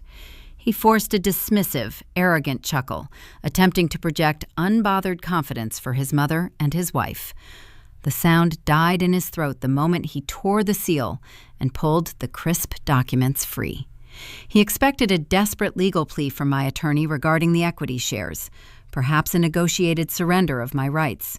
Instead, his eyes locked onto the bold, unforgiving header of a commercial real estate firm. He read the notice of accelerated default. The color drained from his face in a rapid, visible retreat, leaving his skin a pale, sickly gray. His hands began to tremble, the thick paper rattling audibly in the quiet room. The document outlined a demand for $300,000 due in exactly 7 days for failing to fulfill mandatory infrastructure upgrades. The penalty for non-payment was the immediate seizure of the Alexander AgriSupply physical assets. Evelyn despised losing control of any narrative.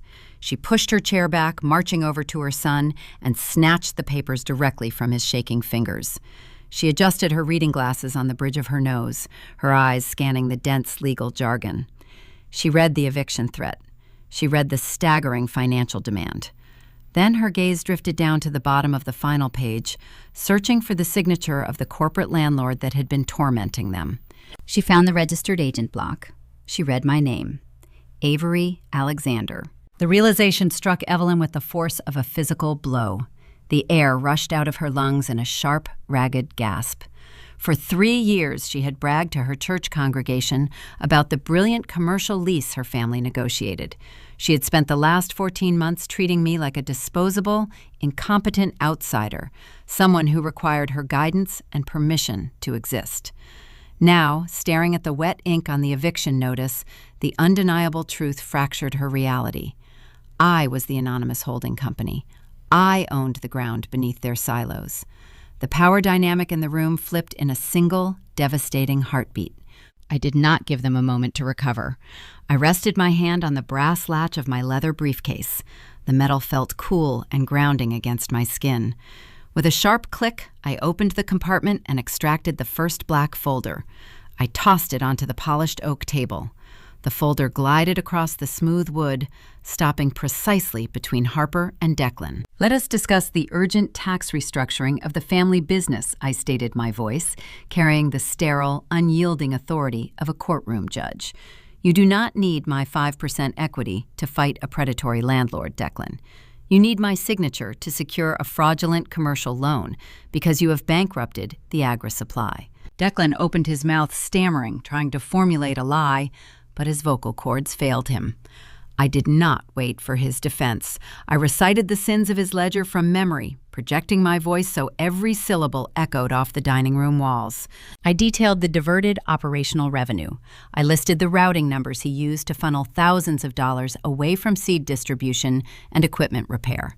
I exposed the offshore syndicates and the digital poker tables where he hemorrhaged the family capital. Harper sat frozen in her chair. She had built her entire identity on being the wife of a successful rural executive. She had ignored the late nights, the secret phone calls, and the mounting credit card debt, trading her intuition for designer purses and elite social memberships. She viewed me with contempt because my financial independence threatened her illusion of security. "Open the folder, Harper," I instructed calmly. She hesitated, her breathing shallow and rapid. Her trembling fingers reached out, pulling the black cover back. Her eyes darted across the printed bank statements, the highlighted withdrawals, and the fake vendor invoices. "Turn to page 4, I directed. Harper turned the crisp white page. It was a certified lease agreement for a luxury high-rise condominium in downtown Omaha. The tenant listed was a 24-year-old woman. Attached to the lease were credit card statements detailing purchases for diamond earrings, tropical resort bookings, and expensive dinners. These were items Harper had never received.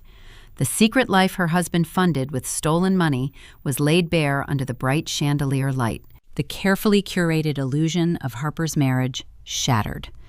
A guttural, piercing shriek ripped from her throat.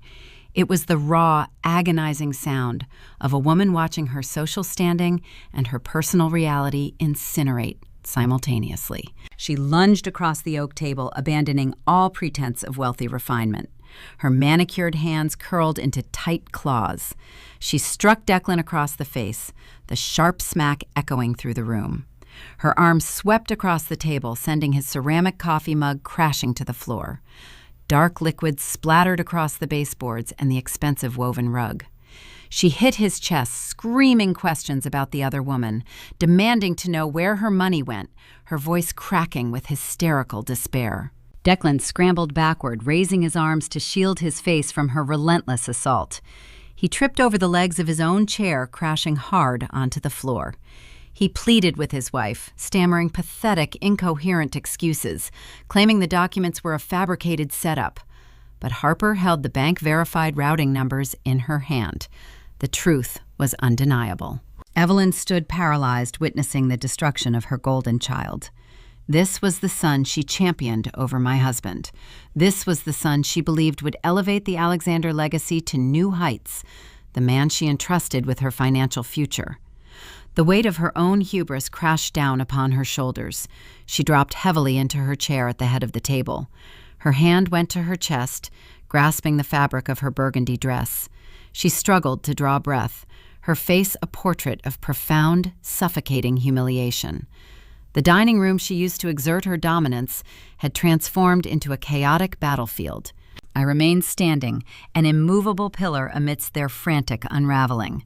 I felt no pity. I felt no remorse. I watched them tear each other apart with the clinical detachment of an auditor closing a bankrupt account. Declan managed to push Harper away, scrambling to his knees. His face was scratched, his breath ragged and uneven. He looked up at me, his eyes wide with sheer primal terror. The arrogant executive facade was gone, replaced by a terrified thief caught in the glaring light of his own consequences. "Avery, please," Declan gasped, holding his hands up in a gesture of surrender. "We can fix this. I will sign the business over to you today. I will give you full control of everything. Just keep the audit quiet. Do not take this to the police. I will do whatever you want." He thought this was the end of the line. He believed exposing his financial ruin and his infidelity was my ultimate revenge. He thought the worst was over. Declan had no idea the second black folder remained hidden inside my leather briefcase. He had no idea the financial audit was merely the preamble. The true execution was yet to come. Declan remained on his knees amidst the puddle of spilled coffee and the scattered financial documents. The arrogant executive persona had evaporated into the thin Nebraska air. In his place crouched a cornered animal, desperate to negotiate a surrender before the snare pulled tight. He looked up at me, his chest heaving, pleading for a lifeline he did not deserve. "I will sign every single share over to you right now." Declan offered, his voice a frantic, reedy pitch that broke on the final syllable. "I will resign as Chief Financial Officer today. I will pack my bags and leave the state by nightfall. You can have the grain elevator. You can have the commercial land. Just shred the audit. Do not take those papers to the authorities. I cannot survive federal prison, Avery. Please, I am begging you." He pressed his palms against the hardwood floor, a pathetic portrait of capitulation. He genuinely believed offering me total financial control would satisfy my vengeance. He assumed I operated on the same greedy wavelength he did, trading personal integrity for capital gains. I did not reach for the pen he hastily pulled from his shirt pocket. I did not accept his conditional surrender. Instead, I took a deliberate step closer, closing the distance between us until I stood directly over his trembling frame. I lowered my posture, crouching so my eyes aligned perfectly with his terrified gaze.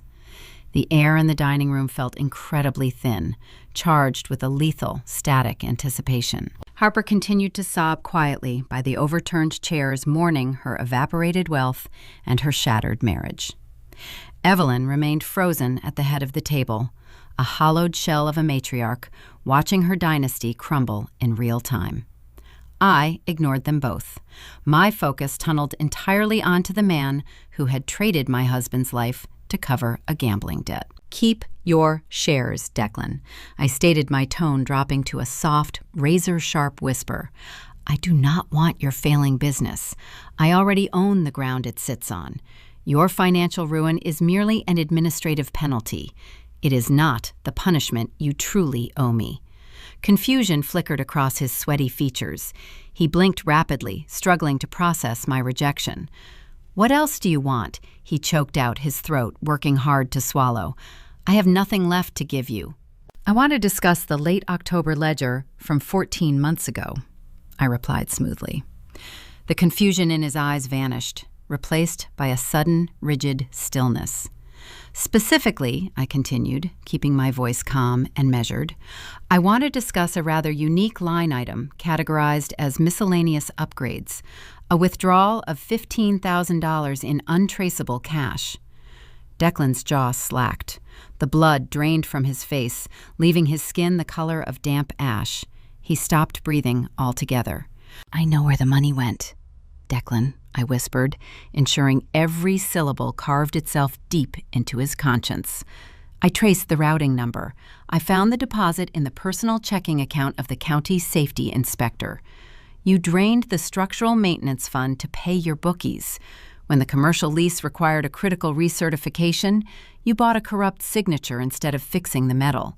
He scrambled backward, his leather shoes slipping against the damp rug. He tried to speak, to formulate a denial, but his vocal cords seized. "You paid a bribe to clear a rotting grain silo exactly 3 days before the structural supports failed," I told him, snapping the trap shut. "You did not just embezzle corporate money. You killed your own brother." The realization hit him with the force of a swinging pendulum. The primal, suffocating terror of a man facing a manslaughter conviction flooded his expression. His eyes darted wildly around the room, frantic and unfocused. The severity of the situation eclipsed his marital crisis and his impending bankruptcy. He was staring down a 20-year sentence in a maximum security penitentiary. In the span of a single heartbeat, I watched his mind race through the legal implications. I possessed the bank statements. I held the routing numbers. But a seasoned defense attorney could potentially argue those records were circumstantial anomalies.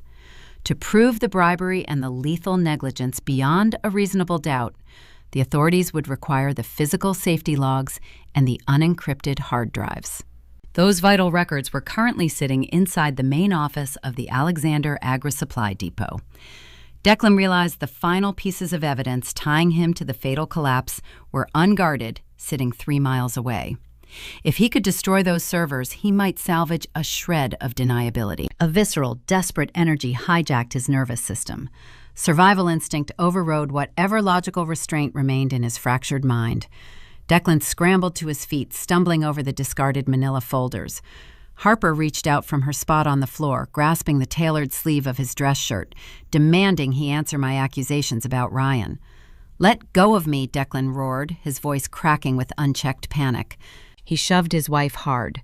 Harper stumbled backward, her hips striking the heavy edge of the oak table before she crumpled to the floorboards. Declan did not offer a glance backward. He sprinted down the hallway, his heavy footsteps thudding against the wood planks. The front door slammed open, rebounding against the plaster wall with a loud wooden crack. Seconds later, the unmistakable roar of his diesel truck engine ignited outside. Tires spun against the gravel driveway, spitting loose stones against the siding as he accelerated onto the rural highway. I stood up, slowly brushing a microscopic speck of dust from the sleeve of my silk suit. The psychological boardroom battle had concluded. The conflict had just escalated into a high-stakes physical pursuit. Declan thought he could beat me to the depot. He thought he could smash the servers and burn the logs before the police arrived. He was sprinting toward a dead end driven by pure, unadulterated panic. I turned my attention to the head of the table. Evelyn remained seated in her high-collared burgundy dress. The powerful matriarch who had dictated the social order of this county for decades was gone. She sat amidst the wreckage of her dining room, surrounded by overturned chairs, stained rugs, and the scattered, undeniable proof of her son's criminal depravity. Her golden child was a thief, an adulterer, and a murderer. Her daughter-in-law was weeping on the floor. Her property was being legally seized. She looked up at me, tears tracing silent tracks through her immaculate makeup. Her lips trembled, but no words materialized. The pristine fortress she had built to insulate herself from accountability had collapsed under its own weight. I walked over to the empty chair, the very seat where they had orchestrated my banishment just days prior. I picked up my leather briefcase, securing the brass latch with a final, definitive click. "You held a family vote to protect your safe space, Evelyn," I said, my voice echoing in the hollow quiet of the ruined room. "I hope you enjoy the peace and quiet." I turned my back on the weeping matriarch and walked down the hallway. I stepped out onto the front porch, the freezing Nebraska wind whipping my dark hair across my face. The dust from Declan's rapid departure still hung suspended in the crisp morning air. I climbed into my sedan, the engine purring to life with a smooth turn of the key. I shifted the car into gear and pulled out of the driveway, merging onto the asphalt. I did not speed. I did not drive with the reckless, frantic urgency of a fugitive. I drove with the steady, inescapable momentum of a ticking clock, following the dust trail toward the steel silos looming on the flat horizon. The final reckoning awaited us both. The drive took 12 minutes. I navigated the familiar rural highway, watching the 6 towering galvanized steel cylinders rise against the pale afternoon sky. The Alexander Agri-Supply Depot sat on a flat expanse of cracked concrete. As I parked my sedan, the wind whipped across the plains, carrying that distinct, high-pitched mechanical whine. The sound set my teeth on edge. It was the agonizing screech of failing internal bearings and stressed metal. It was the sound of a structural death rattle. Ryan used to point out that noise, explaining how grain elevators breathed, how they warned you before they buckled. Declan had ignored the warning. He traded his brother's life to silence a debt. I stepped out of the car. Declan's heavy-duty diesel truck sat haphazardly near the loading dock, the driver's side door hanging wide open. He had not even bothered to cut the engine. The idle rumbled beneath the screeching silos. I walked toward the main administrative building, my dark silk suit catching the biting chill of the wind. The glass front door was shattered. Shards of safety glass littered the welcome mat. I stepped carefully over the threshold, my heels crunching softly against the debris. Down the narrow hallway, a rhythmic, deafening crash echoed from the records room. Metal striking metal, plastic splintering. I moved silently, my breathing slow and measured, tracing the noise. The server room housed the entire digital footprint of the family business. Ryan had installed those racks himself, insisting on keeping an on-site local network to protect their client data. Declan, operating in a state of blind panic, believed those localized hard drives were the only existing record of his bribery. I paused in the doorway. The room was dimly lit, illuminated only by the flickering fluorescent bulbs overhead. Declan stood in the center of the narrow space. He gripped a heavy, forged steel claw hammer in his right hand. He swung the tool with desperate, frantic energy, burying the steel head deep into the primary server casing. Sparks showered onto the linoleum floor. The cooling fans shrieked as the motherboard warped and snapped under the blunt force. Sweat soaked the collar of his expensive dress shirt. His chest heaved with ragged, uneven gasps. He looked feral. He was a man trying to physically bludgeon his own sins into non-existence. He swung again, shattering a secondary drive bay. He thought he could erase the fake vendor invoices, the offshore betting transfers, and the $15,000 payout to the safety inspector by turning the hardware into scrap metal. I leaned against the doorframe, watching his futile exertion for a long, silent moment.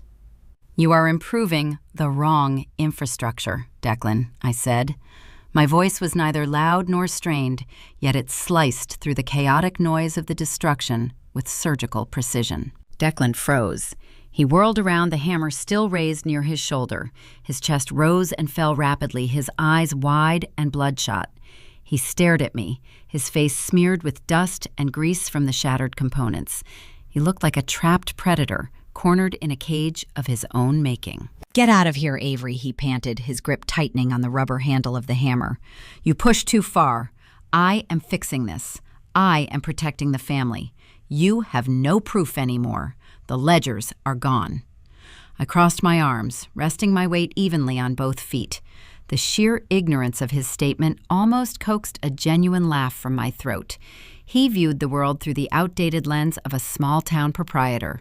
He did not understand the modern mechanics of corporate data retention. "You are destroying a localized copy," I explained, maintaining the tone of a bored professor lecturing a failing student. When I conducted my equity review this past week, I did not just read the files. I am an auditor. My first protocol is data preservation. I established a secure digital pipeline. At exactly 6 o'clock this morning, every single file on those servers mirrored directly to my encrypted cloud network. The color drained from his face, leaving a pale, sickly sheen of sweat. He lowered the hammer an inch, his mind struggling to process the technological reality. "You cannot smash the cloud with a hand tool, Declan." I continued articulating every syllable to ensure the finality sank into his bones. The $15,000 bribe, the fraudulent tax forms, the offshore routing numbers. It is all safely duplicated on multiple remote servers.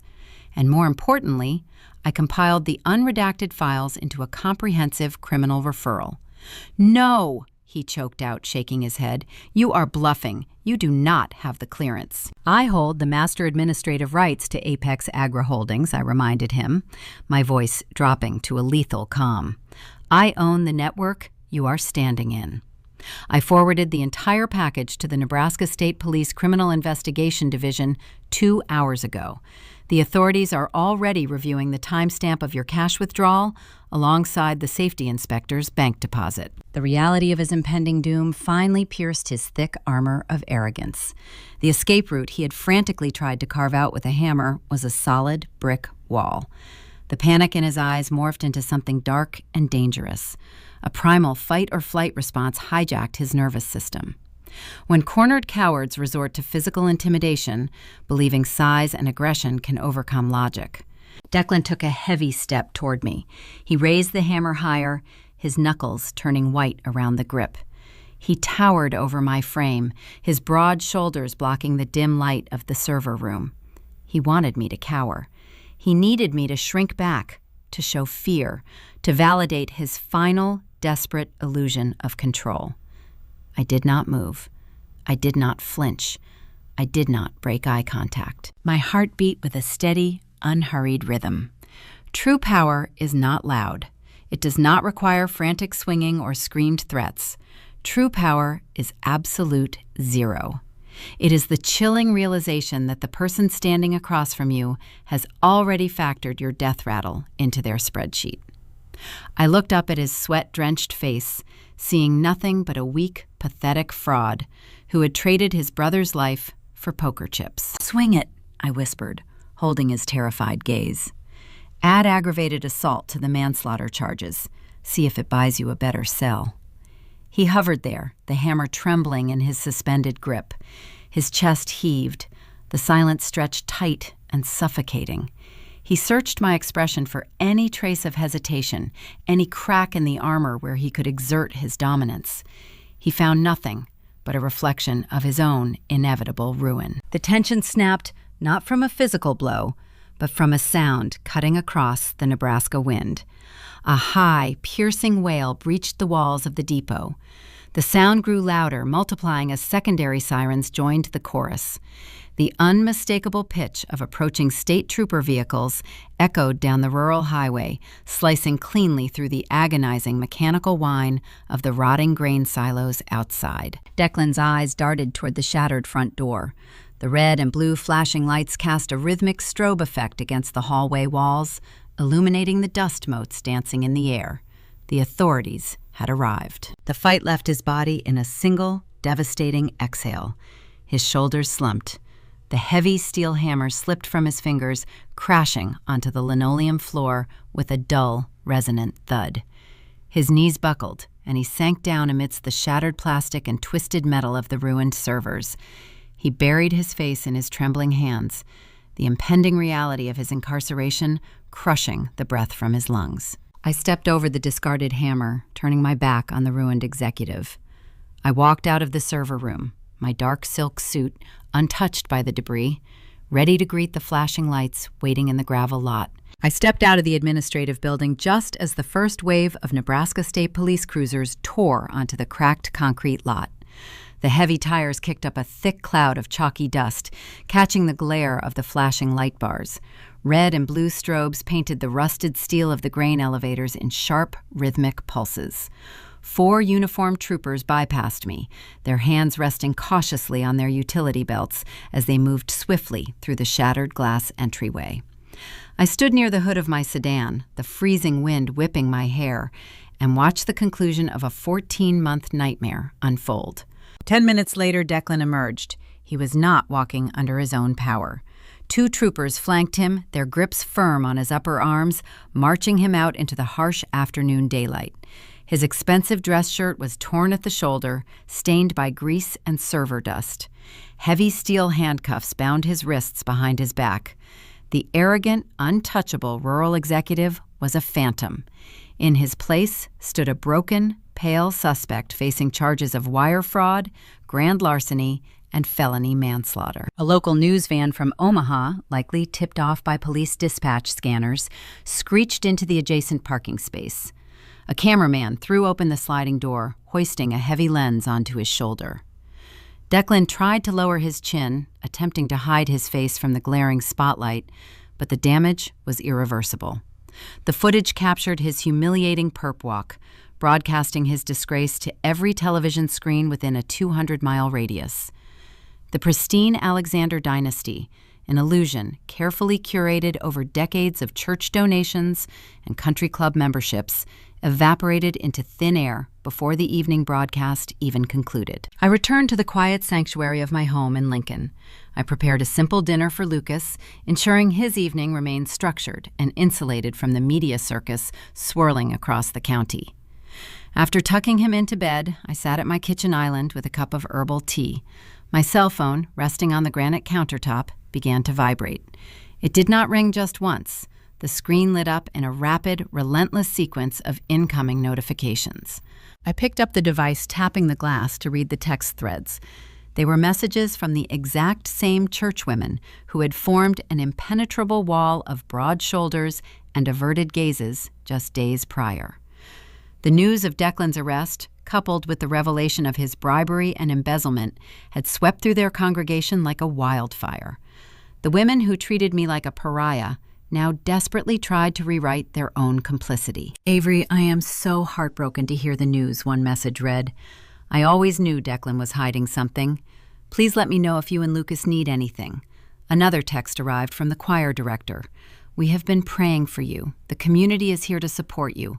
Let us get coffee this week." They were offering fake, groveling apologies, attempting to scurry back into my good graces now that the truth had vindicated me. They wanted to associate themselves with the victor and distance themselves from the disgraced matriarch. I did not type a single reply. I did not grant them the satisfaction of my anger or the grace of my forgiveness. I simply swiped left on the first message, hitting the delete option. I blocked the number. I repeated the process for the second text, then the third, methodically clearing my inbox until the screen returned to a blank, pristine state. My peace was a fortified perimeter, and their hypocritical sympathy would never breach the walls. Meanwhile, the collateral damage of Declan's arrest radiated outward, decimating the remaining members of the family tree. Harper, realizing the depth of her husband's betrayal, rushed to a local law office the very next morning. She filed an emergency petition for divorce, hoping to sever her legal ties before the federal investigators froze all associated accounts. Harper grew up chasing status, marrying into the Alexander name purely for the zip code and the perceived financial security. She traded her intuition for designer handbags and social leverage. Her emergency filing proved entirely futile. The luxury lifestyle she flaunted was built on a foundation of stolen money and maxed-out credit limits. Within 48 hours, the recovery trucks arrived at her upscale subdivision. They towed away her imported sports utility vehicle. Her premium credit cards declined at the grocery store checkout. Without Declan's illicit income propping up the charade, Harper was left destitute. She stared down a mountain of shared marital debt, forced to abandon her elite memberships and face the unforgiving reality of the working class she had always sneered at. The most poetic and devastating consequence, however, was reserved for Evelyn.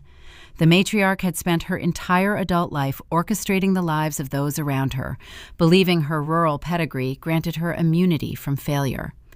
She ruled the farmhouse with an iron fist, demanding submission from her children and her in-laws.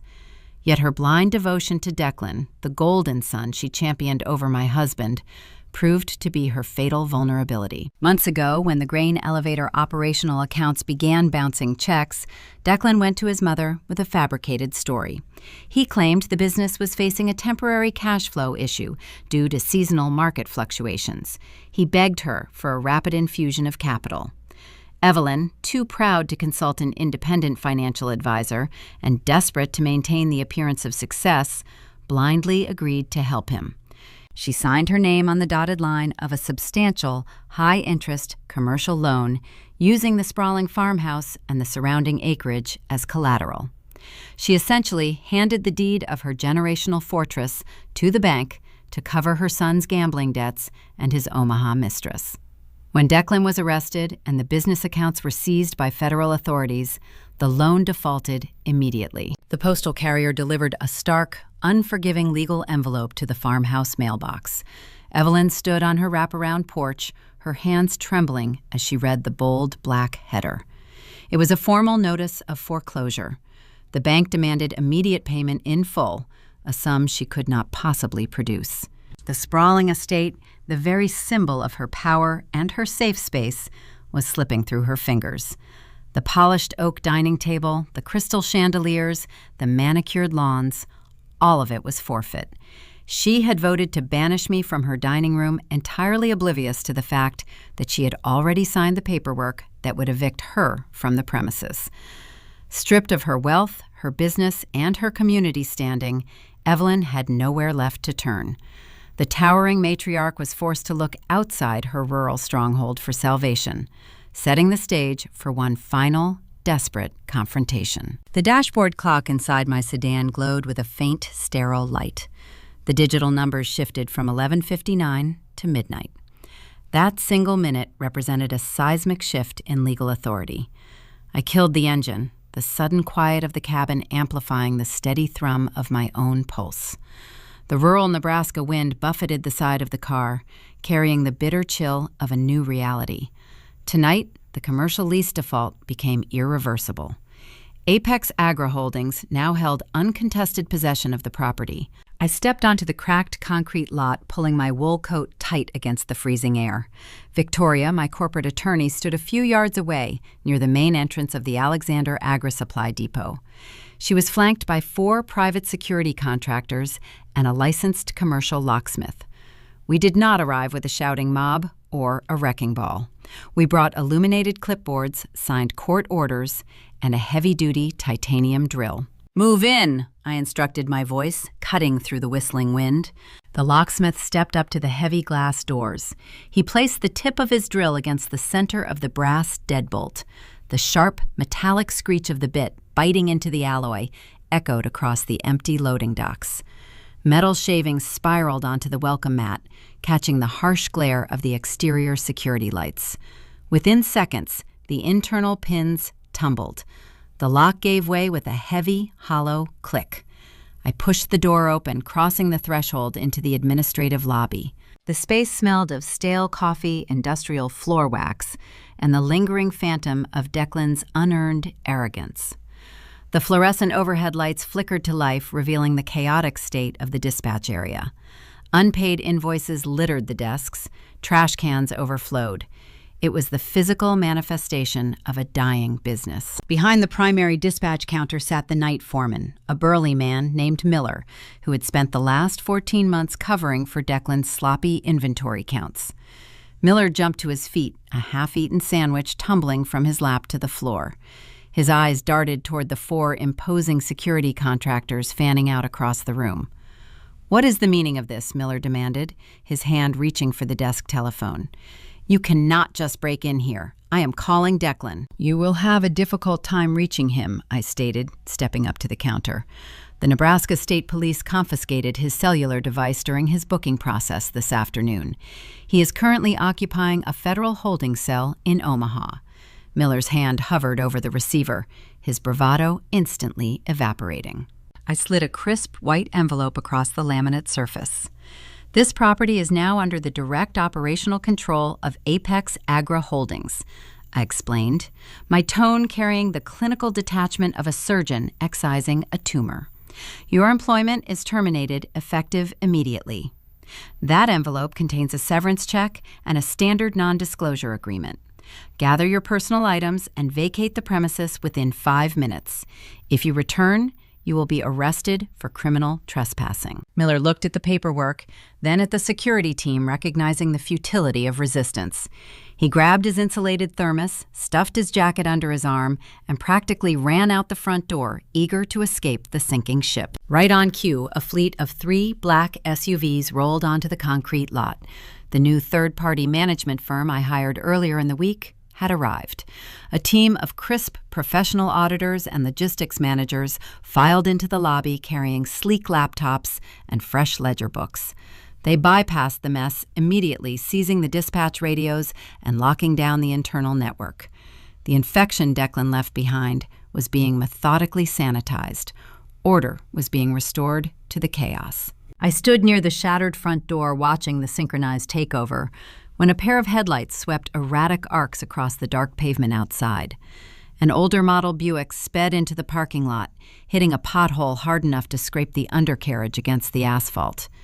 The vehicle jerked to a halt in the visitor zone. The driver's side door opened. Evelyn stepped out into the freezing night. The polished, devout matriarch who had orchestrated my exile at the Sunday dinner table was gone. She looked hollowed out, a brittle shell of her former self. Her usually immaculate gray hair hung flat and unbrushed against her pale cheeks. She wore a heavy wool coat over a wrinkled nightgown, her hands trembling as she clutched her purse to her chest. She carried the frantic, erratic energy of a drowning woman who had just realized the water was closing over her head. She spotted me standing in the brightly lit lobby and rushed toward the entrance, nearly tripping over the uneven concrete step. Avery Evelyn gasped, pushing through the doorway. Her breathing was ragged, her chest heaving with exertion and terror. "Thank God you are here. I tried calling your phone all evening. You have to help me." She stopped a few feet away, her eyes darting nervously toward the security contractors and the new management team overhauling the desks.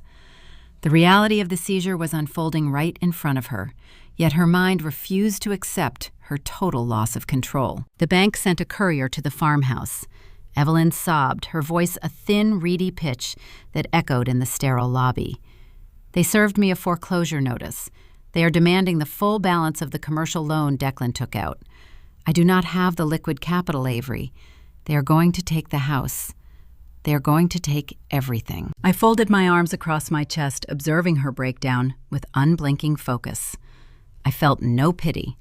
I felt no residual familial obligation.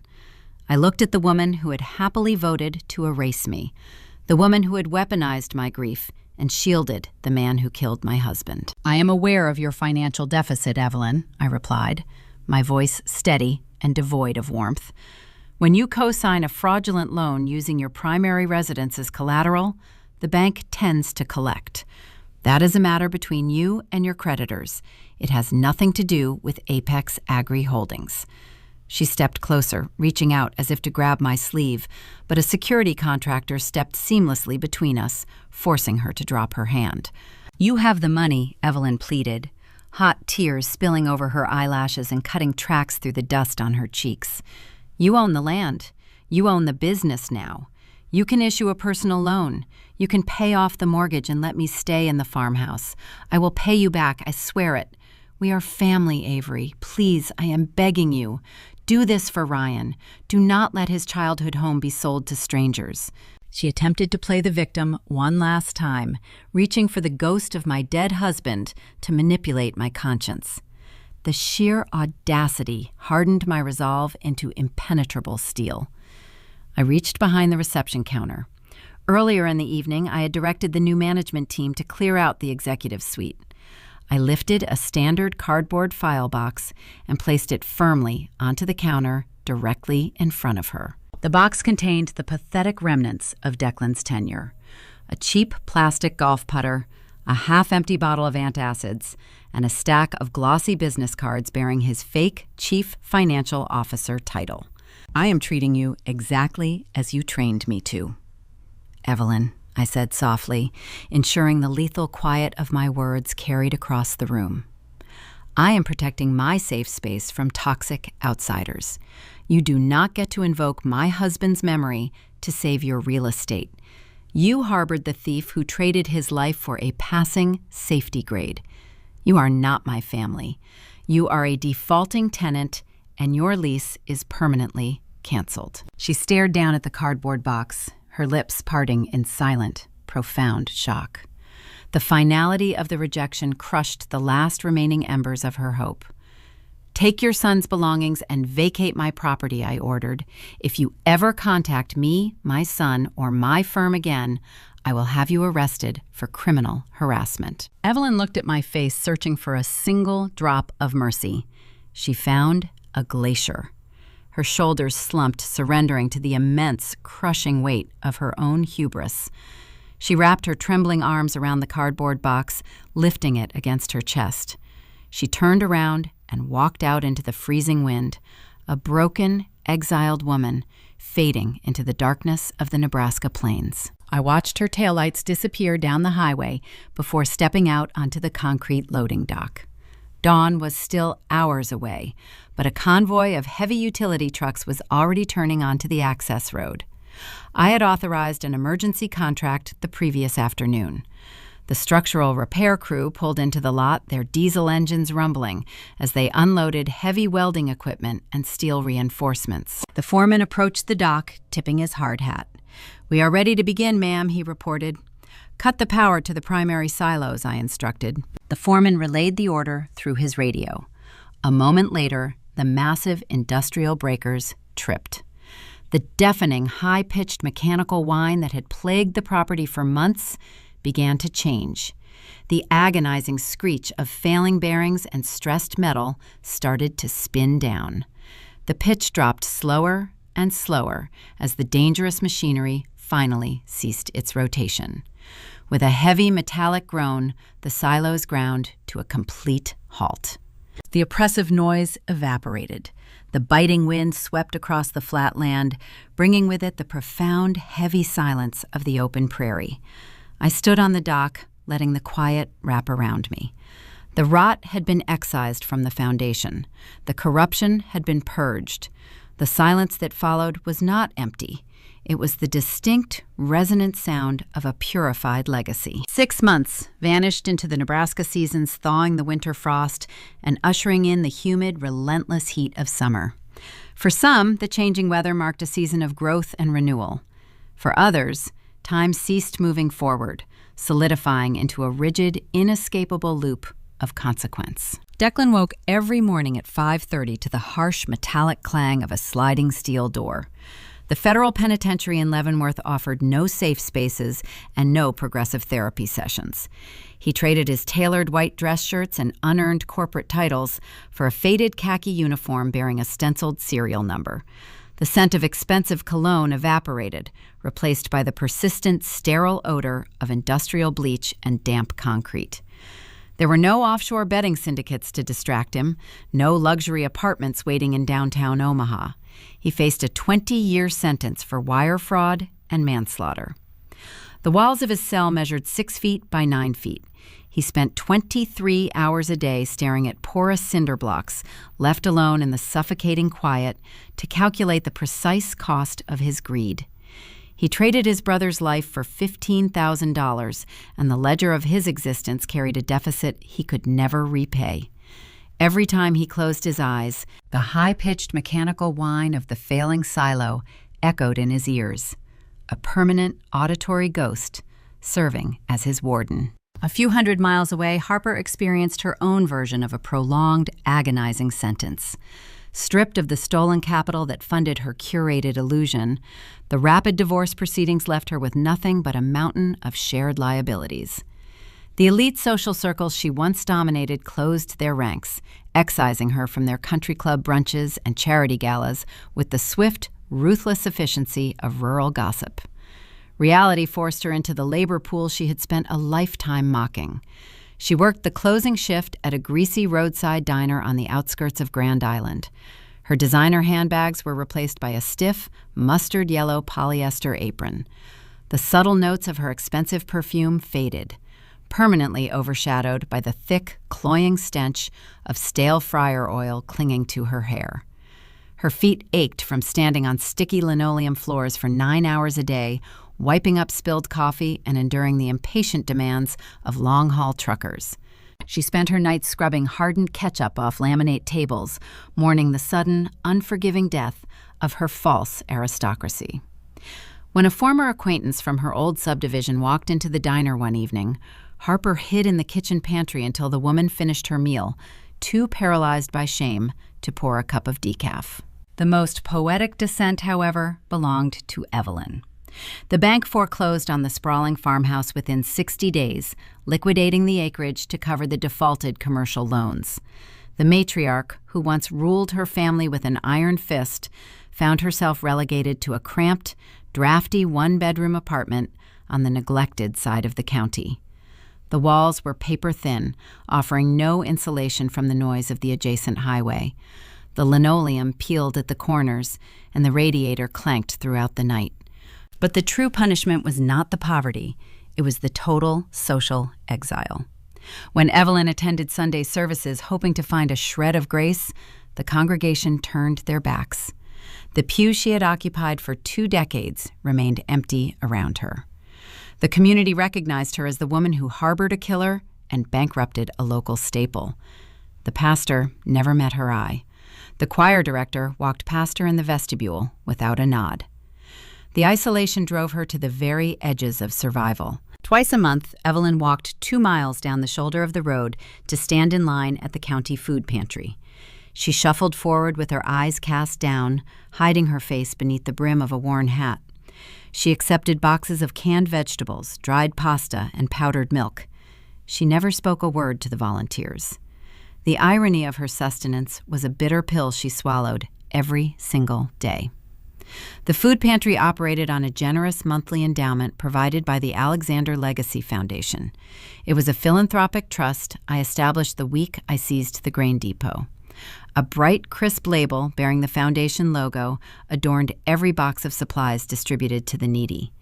Every morsel of food she ate to survive was purchased by the very woman she had voted to erase from the earth. While they languished in the ruins of their own making, I restructured the foundation of the empire they nearly destroyed. The Alexander Agri-Supply shed its rusted, dangerous past. The emergency infrastructure repairs replaced the failing steel and the worn bearings. The deafening, agonizing whine of the silos gave way to the smooth, steady hum of modern, secure machinery. I fired the incompetent loyalists, hired seasoned logistics managers, and balanced the ledgers until the profit margins gleamed in the black. The local farmers, seeing the dedication to safety and honest commerce, returned their business to the depot. The rot was excised from the grain and the accounting books alike. I did not keep the company under my own name. I transferred the holding rights, the commercial property, and the operational revenue into an ironclad, irrevocable, blind trust. The legal parameters were impenetrable, naming a single, exclusive beneficiary. Lucas would inherit a thriving, purified enterprise the day he celebrated his 25th birthday. His birthright was secured, shielded forever from the greed of unworthy relatives. I ensured the tragedy of his father's passing would never be compounded by financial ruin. The evening sky over Lincoln painted the horizon in hues of deep violet and burnt orange. I sat in a curved leather booth at one of the most exclusive upscale restaurants in the city. The ambient lighting cast a warm golden glow across the crisp white tablecloth. Soft rhythmic jazz played through hidden speakers, setting a tranquil mood. The scent of seared steak, roasted garlic, and rich red wine floated through the dining room. I wore a tailored silk dress in a brilliant shade of emerald green, the smooth fabric catching the low light with every subtle movement. A delicate gold pendant rested against my collarbone. There was no tension in my shoulders. The persistent, heavy armor I wore for over a year had dissolved, leaving behind a profound, unshakable peace. My mind was clear, unburdened by the necessity of constant vigilance. Across the table, Lucas dug a silver spoon into a towering chocolate dessert. He wore a sharp miniature blazer, his brown eyes bright and alight with genuine joy. He laughed at a joke the waiter told him earlier, a pure, unrestrained sound that echoed beautifully over the clinking crystal and polite chatter of the surrounding patrons. The shadow of his father's death no longer haunted his smile. The suffocating pressure of his grandmother's toxic expectations was a forgotten ghost. He was free. He was safe. He was thriving in an environment built on genuine respect and unwavering protection. Lucas took a large bite of his dessert, leaving a dark smudge of chocolate near the corner of his mouth. I smiled, a real warm expression that reached my eyes. I leaned across the table with a pristine white linen napkin. I gently wiped the smudge from his chin. He offered a quick, sheepish grin before diving back into the sweet treat. I settled back against the plush leather booth, savoring the taste of my vintage Cabernet. The camera begins a slow, deliberate pullout, widening the frame to capture the serenity of the moment. The bustling restaurant fades into a soft, cinematic blur, leaving only our table in sharp focus. I slowly turned my head, shifting my gaze away from my son. I looked directly into the lens, locking eyes with the audience. The warm restaurant lighting highlighted the sharp, unwavering focus in my expression. The battle was over. The ledger was balanced. The perpetrators were serving their respective sentences in prisons of concrete, grease, and silence. They voted to banish me from their table, I said, my voice smooth, resonant, and carrying the undeniable weight of total victory. So I repossessed the house. I let a cool, knowing smile touch my lips. Respect isn't requested, it's collected. Fade to black.